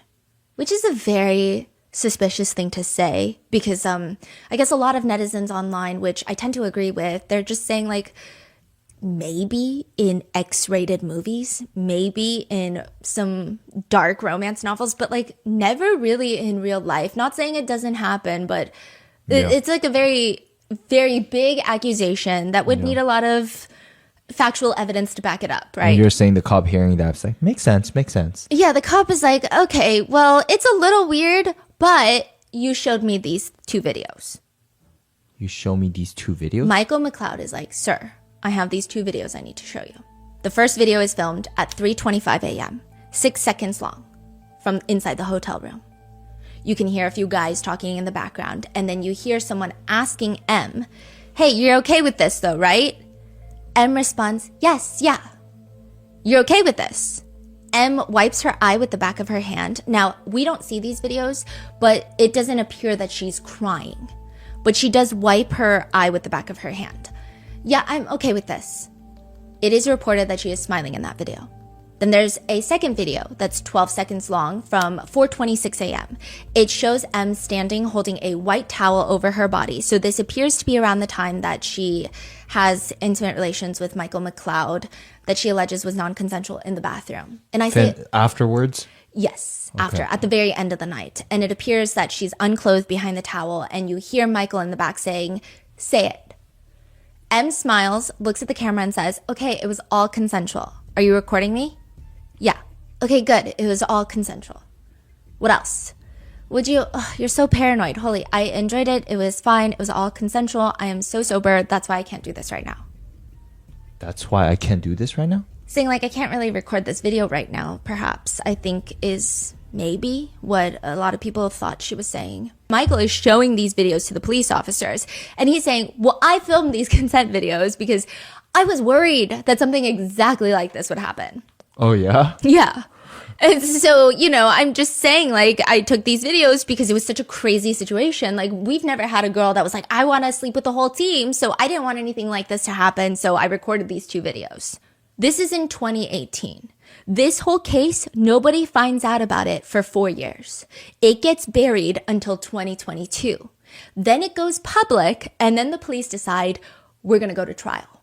And so it feels like since 2018 to 2025, they have been trying to bury this. That's just what Canadian netizens feel like, okay? So by the time that the trial comes around, protesters are standing outside with signs that read, "Believe survivors, justice for survivors." I will say that the 5 accused players, every time that they walk into the courtroom with their attorneys, they just look very smug. And I think that's a personal opinion of mine that a lot of netizens share. I don't know what it is. They just look smug. People are thinking, though, this is a slam dunk case. Since 2022, when this specific case became public, it triggered a bunch of other Hockey Canada SA cases to get a lot of attention, to get coverage, and people are pissed off. People are pissed off at Hockey Canada, and they want ice hockey culture to shift. They want society to change. They want the justice system to reflect that. This is a slam dunk case. Everyone is on the side of M. That's just what it is, especially when the arrest originally happened, before the whole trial. When did the arrest happen? 2022? 2025. Well, 2024, but the trial starts 2025. Okay. But they weren't in jail, yeah. Okay. Everyone's like, this is a slam dunk case. And for months, the trial is just crazy. They let go of 2 different jury pools. And then finally, it's the judge only. And the judge is a woman. She finally comes out with the verdict a few months ago. And it takes 5 hours for her to run through the verdict. She saw the victim testify for 9 days straight. She heard from all the witnesses. And she states in her verdict, people react differently to events. There is no correct or standard way for a complainant to react to a sexual assault. She cites another case, though. I'm mindful of the words, although the slogan, "Believe the victim," has become popularized of late. It has no place in a criminal trial. To approach a trial with the assumption that the complainant is telling the truth is the equivalent of imposing a presumption of guilt on the person accused of sexual assault and then placing a burden on him to prove his innocence. So at this point, people are feeling a little bit uneasy about what the verdict is going to be. The judge points to multiple things throughout this, and she says, it's clear that the public wanted a specific verdict. So she is dotting her I's, crossing her T's. She points to this one video, CCTV footage at the bar. She says the complainant states she was so drunk. M testified that she was so drunk that she could not consent, and the players should have known that. She knows that for a fact. However, the judge is like, look at this CCTV footage of her at the bar. At one point, she's leaning onto the bar, and the complainant testified, M testified, it's because she was so drunk that she had to catch her footing. But if you watch further in the CCTV footage, it's her leaning over to tell the bartender that he shorted her on the change. So she's saying, if you're that drunk, could you really know that you were shorted on the change? She tried to make it seem like she was so drunk she was leaning on the table because she was drunk, but she was actually trying to get her money back. Ultimately, the judge states, at this point, she chose, and she's talking about the victim in this, she chose to walk into a room full of men while naked. No one directed her to do this, nor did anyone prevent her from going back into the bathroom and then putting her clothes on. No one threatened her or applied any force to her. She made no effort to leave the room. Up until this point, there had been no sexual contact with anyone other than consensually with Mr. McLeod. The complainant provided no satisfactory answer as to why she chose to do this. This is a huge point of the judge's argument on why she doesn't really like M's story. She's saying, to me, it doesn't make sense, because you're saying that you were unclothed in the bed after having consensual relations with Michael McLeod. You're unclothed on the bed. Then these hockey players walk in. You're shocked. You're surprised. You run to the bathroom. The bathroom is where her clothes are. Mm-hmm. So then she's saying, why didn't you just put on your clothes then in the bathroom? But instead, you walk out of the bathroom unclothed, and then you see more hockey players. And at that point, you could go back into the bathroom and put your clothes on. Or because the bathroom door is right next to the hotel door, it would have been easier for you to put on your clothes and then run out the door. There's a lot of different ways in which you could have left. This is what the judge is saying. A lot of netizens and a lot of advocates think this is absolutely insane because they're saying, we thought we are past the time where we are asking victims, why didn't you leave? Because it doesn't really matter. Leaving or not leaving does not have anything to do with consent. They're They're not tied together. It's actually an essay myth that you should leave because you didn't consent to it. Because there's a reason you didn't consent to it. You might have been scared, so you could be scared to leave. But the judge continues, and these are the reasons that she decides that all 5 pro ice hockey players are going to be acquitted of all charges. This is not the result that anybody was expecting. For years, this case has been amping up and up. There's protesters outside the entire time, with 2 juror panels being dismissed. Everyone thought with a female judge, this is like a slam dunk case. Nobody likes the accused. Nobody cares about them, really. They were like, this sounds crazy. This has been around. This story sounds insane. Like, the consent videos itself make them sound so guilty. And then the way that she testified, everybody thought it was slam dunk. But it wasn't. She says they're not guilty. And courtroom reporters state that you could hear someone saying, yes. One of the player's dad and a separate player's mom are hugging, embracing, and everybody is confused on why the judge seems to hate the victim. She literally states early on in her verdict, I do not find the evidence of M to be either credible or reliable. With respect to the charges before the court, having found that I cannot rely upon the evidence of M, and then considering the evidence in this trial as a whole, I conclude that the Crown cannot meet its onus on any of the counts before me. People thought, there's got to be something that we're missing. In all of the court dates, like in the trial dates, there's got to be stuff that the judge heard that we did not hear. The judge, in her 91-page verdict, goes on to talk about how the victim, the alleged victim, she was laying in bed, and at one point, Michael McLeod, the man that she came to the hotel with, that she had consensual relations with initially, he asks his teammates, hey, do you want oral sex from this girl? In front of her. The judge is like, she has no reaction. She doesn't freak out. She doesn't say no. So that could be, she has no signal of enthusiasm either, but it's just like the most neutral. She has no reaction to it, which almost means, is that like implied consent, which is not legally a thing, but is that what it is? That's one of the factors that the judge likely takes into consideration for this verdict. And it seems like everyone, including the judge, just ignores the fact that the victim was on the stand and she testified that yes, she heard that question. She heard Michael McLeod asking his teammates, hey, do you want a gummer from her? In the Junior Hockey Bible, there is a definition that reads, talk to my mic, chew, gummer, BJ, head wetty, sloppy. Use this saying when you want a broad to give you head. The victim testifies, he said, do you want a gummer from her? I don't know what a gummer is. Oh. She had no reaction because she doesn't know what a gummer is.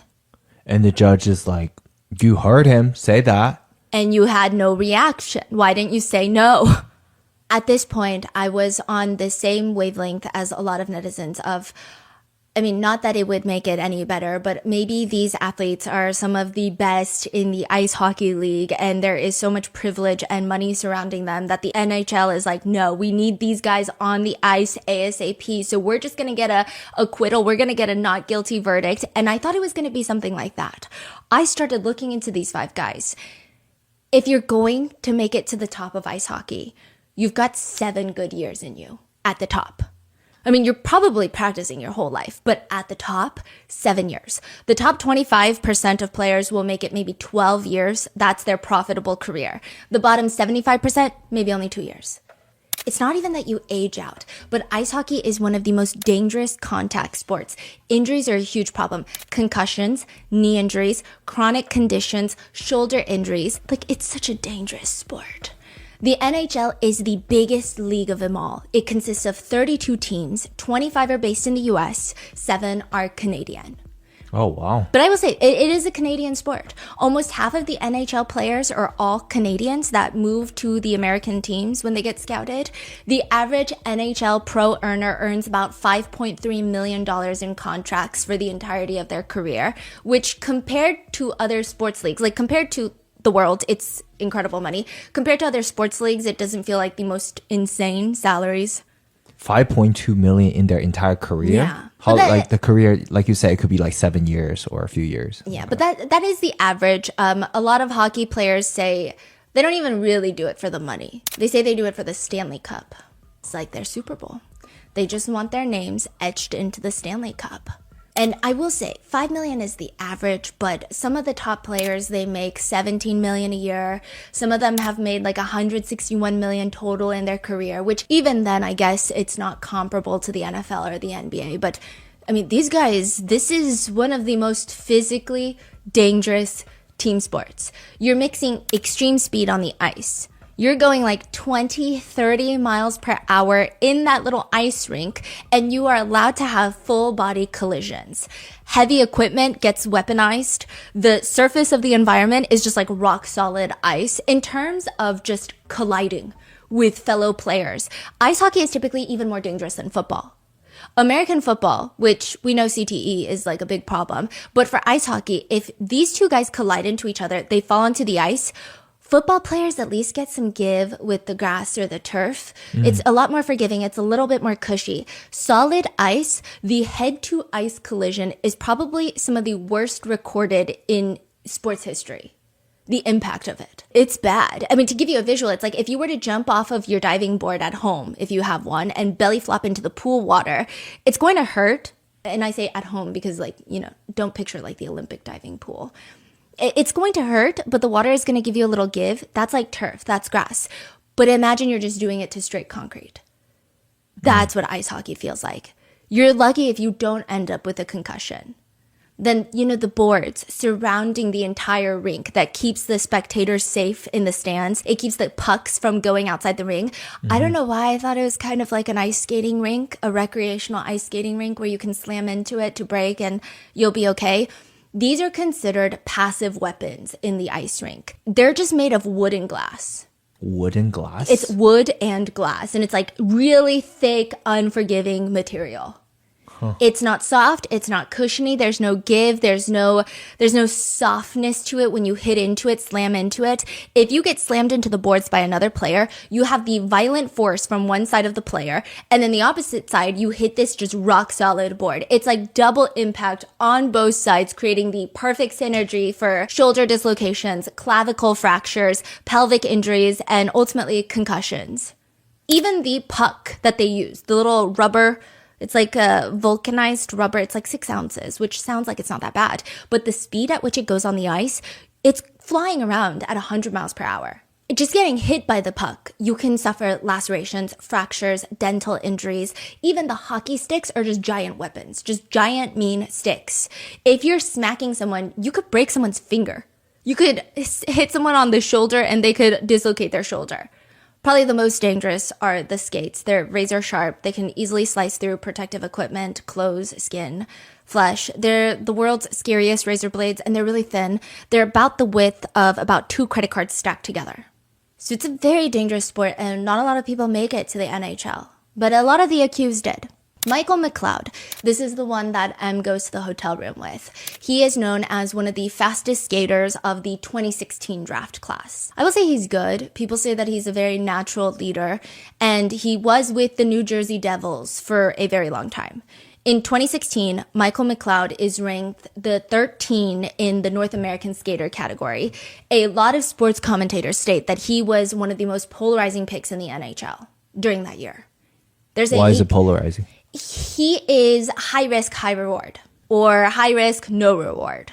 He could place in the top 10 if drafted. He could place in the top 20 if drafted. He's big, he's skilled, he's fast. That's how people describe him. I tried to look into his career highlights, and don't get me wrong, I think a normal person has a lot more control and finesse over their physical body with more stamina and discipline than I do with my body. So this is not me trying to like downplay any of anyone's capabilities on the ice or their ability to play sports that I could never even dream of playing. I don't think that would even serve any purpose. But as somebody who doesn't know ice hockey, I'm just telling you what I saw. Looking for career highlights, I found a few compilation videos of him scoring goals. And I don't know if it's the recent trial in the algorithm. I, interestingly, only got videos of him getting into full-on fistfights on the ice. There's a video of him slip-sliding through the ice, trying to deck this Braden Schneider, another opposing team member, in the face. If you're watching the video episode, he is the one wearing red. They're just punching each other on the ice.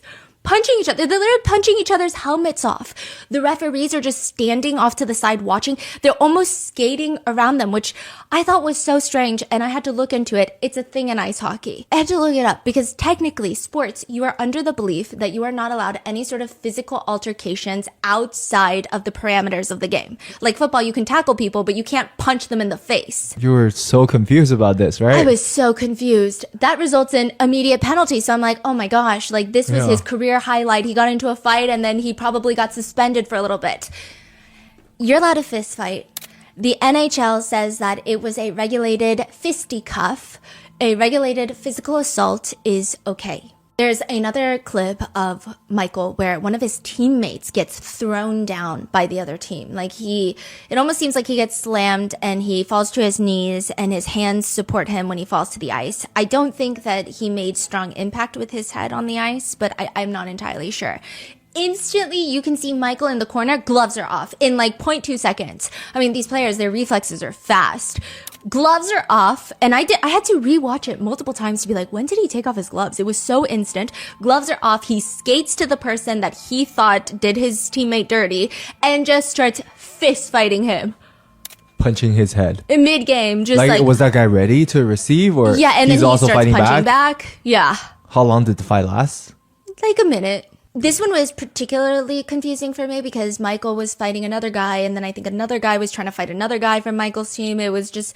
so you can do multiple fights going on at the same time? Yes, but you cannot have a group fight, and you cannot jump someone. Only 1v1? Yes. It has to be a fair fight. Was it chaotic? It was so chaotic. And then at one point I was watching another hockey clip where I was watching the goal. I'm like, I gotta see if they get the goal in, like the puck in the goal. And then I just see like 5 people fighting in the back, and I'm like, what's happening right now? Oh, the game still goes on while they fighting? Yeah, I think they eventually stop and pause. Oh, but like while it's happened so quickly, yes. Other people are still playing. Yeah. There's another one where Michael and another guy, both of their heads get slammed into the wall. They like bump into each other and both of them simultaneously bonk their heads into the barrier. It was like a clean shot. That's what a lot of comments were saying. Like this was a very clean, nobody fucked up type of situation. It was just like everybody happened to be in the wrong place at once.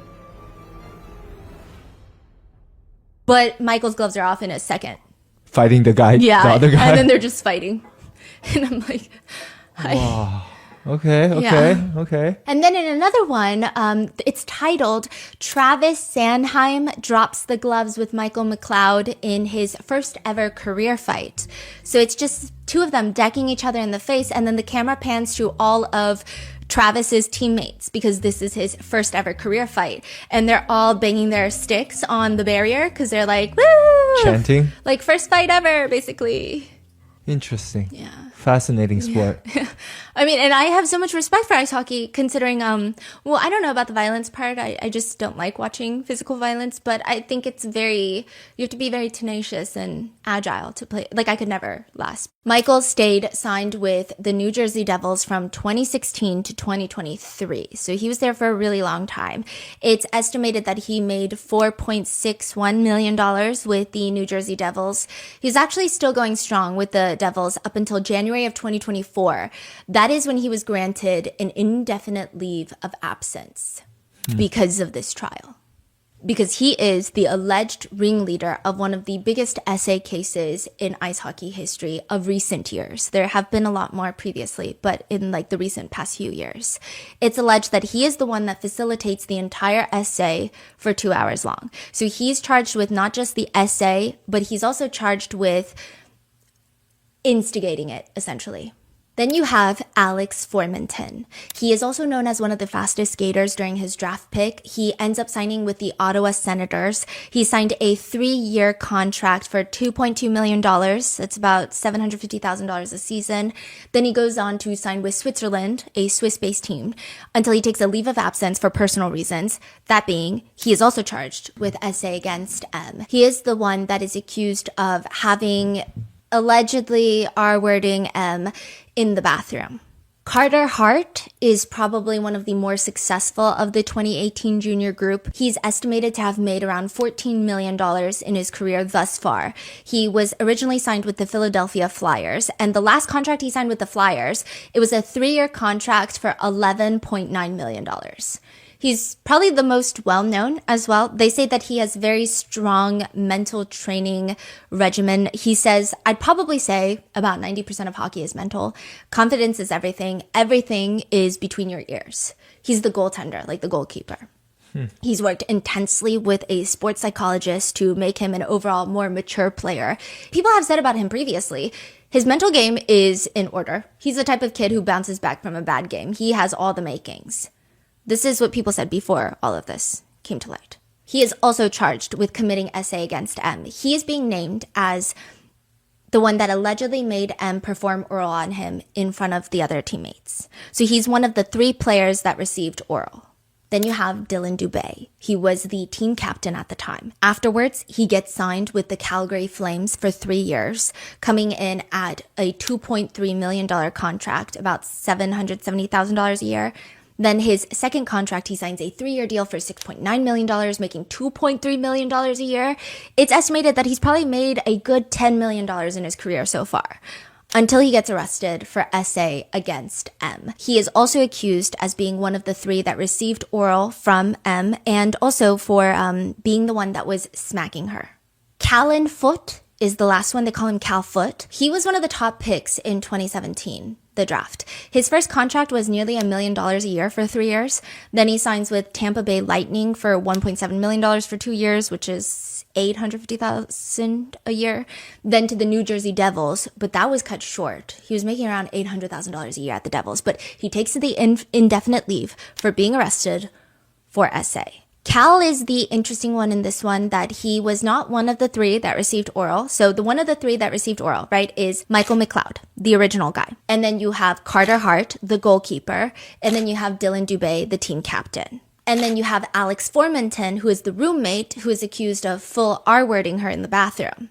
And then Cal Foote is accused of placing his genitals on her face without her consent by doing the splits. There's a whole argument in the trial of, was he clothed? Was he unclothed? People still cannot agree on if he had clothes on or not. And then people cannot agree if this is sexual assault or not. But it is alleged by the victim that he took off his pants, took off his underwear, and then did the splits on top of her face to touch his genitals and private areas on top of her face without her consent. They all say like it was party trick? Yeah, that's exactly what they call it. They all say it's a party trick. That he just does splits as a party trick. Yeah, then that's SA.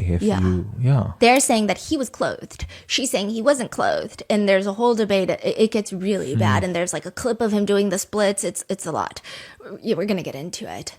So these are the 5 accused. And they're really, I mean, they're great ice hockey players, but their stories don't make sense. And I don't know, nobody's story really makes sense, okay? Like, when Michael first goes to the police because he's called during the investigation, he tells them he has no idea why all of his teammates showed up to his room. Like, they just kept showing up in the droves. Like, about maybe 10 to 16 people are inside of his little hotel room. He doesn't know. He's not the team captain. I don't know how guys kept showing up. Like, Were you sending her those messages? No, like I just told the guys I was getting food and there's a girl over. That's all I said to a few guys. He doesn't know. He thinks maybe they knew that he had food.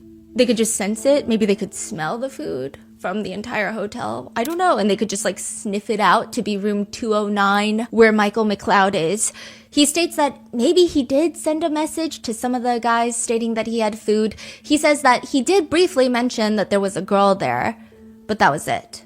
But he lies. That whole thing is a lie. Did they pull the text? It is later discovered, years later, that he texted all of his teammates in a group chat. Anyone want a threesome? Hurry, quick, 209 Mikey. No mention of food. Those are not the only group chats. June 26, 2018. So this is like a week after. A week after. They are getting word that she's gone to the police, that Hockey Canada is probably looking into it, and they start a new group chat. So instead of the 19 players that are on their original team group chat, this is now 11 players. So these seem like the guys that maybe have an idea of what happened that night. They're in this separate group chat, and the team captain, Dylan Dubé, he starts the messages. There are no criminal charges. It's Hockey Canada Code of Conduct, and they're investigating on what happened that night so it won't happen again. Another teammate by the name of Jake responds, "Could we get in trouble for it or no?" I don't think so. Michael McLeod responds, "We all need to say the same thing if we get interviewed. can't have different stories or make anything up. This is the thing with the group chats that people hate. The judge says, look at the group chats, take them at face value. They're saying, we just have to tell the truth. Netizens are like, hey, are you dumb or are we dumb? Yeah. Because literally it's all, we can't have different stories. We can't make anything up. We all have to be on the same page. Just tell the truth. It's like you just throw in 3 words as insurance, as security, just in case someone goes through these text messages. Another player, the same Jake guy, he responds, no boys, like we didn't need to make anything up. No one did anything wrong. We went to that room to eat. The girl came, which already that timeline is not correct. Yep. She wanted to have sex with all of us. No one did. She gave a few guys head, and then we got out of the room when things got too crazy. Just because of the timeline difference on this guy's statement, he's already lying. Yeah. You didn't go eat and then the girl show up. You already started the whole thing lying. But the most annoying thing about this case is I don't know if I am in a position to say whether or not I agree or disagree with the verdict. I think that legally speaking, it's very complicated because, well, first of all, I don't want to get sued. And then second of all, what we think is moral and what we think is the right verdict versus what is actually viable in a criminal justice system varies vastly. And that is a separate conversation because then we got to change the criminal justice system. But it's just, they might not be aligned because there has to be no reasonable doubt. And the problem with a lot of SA cases is not everything is photographed and logged and evidenced. And a lot of people have trauma and they don't come forward right away or they have gaps in their memory. But one thing I will say is this judge's verdict, what she talks about and what she points out is so infuriating. Like she's giving pick me because all of them, including the victim and all of the accused, have gaps in their memory. But when the guys have gaps in their memory, she says it's very reasonable because they were under the influence, they were intoxicated, and it's been a very long time since 2018. It's 2025 now. But when that applies to the victim, she's like, why are you lying? You're lying. You're uncredible. You're not reliable. Oh, so their mix-up of timeline, she excuses by gaps of memory and yeah. What's her name? Do you know her information? Yeah, I'm scared. But Justice Maria, she was a defense attorney for a very long time. I will say that I looked into it and she has a relatively, like, she's very well respected. And then this verdict, everyone was like, what? Jake then texts again. And Mikey literally has a video of her giving consent.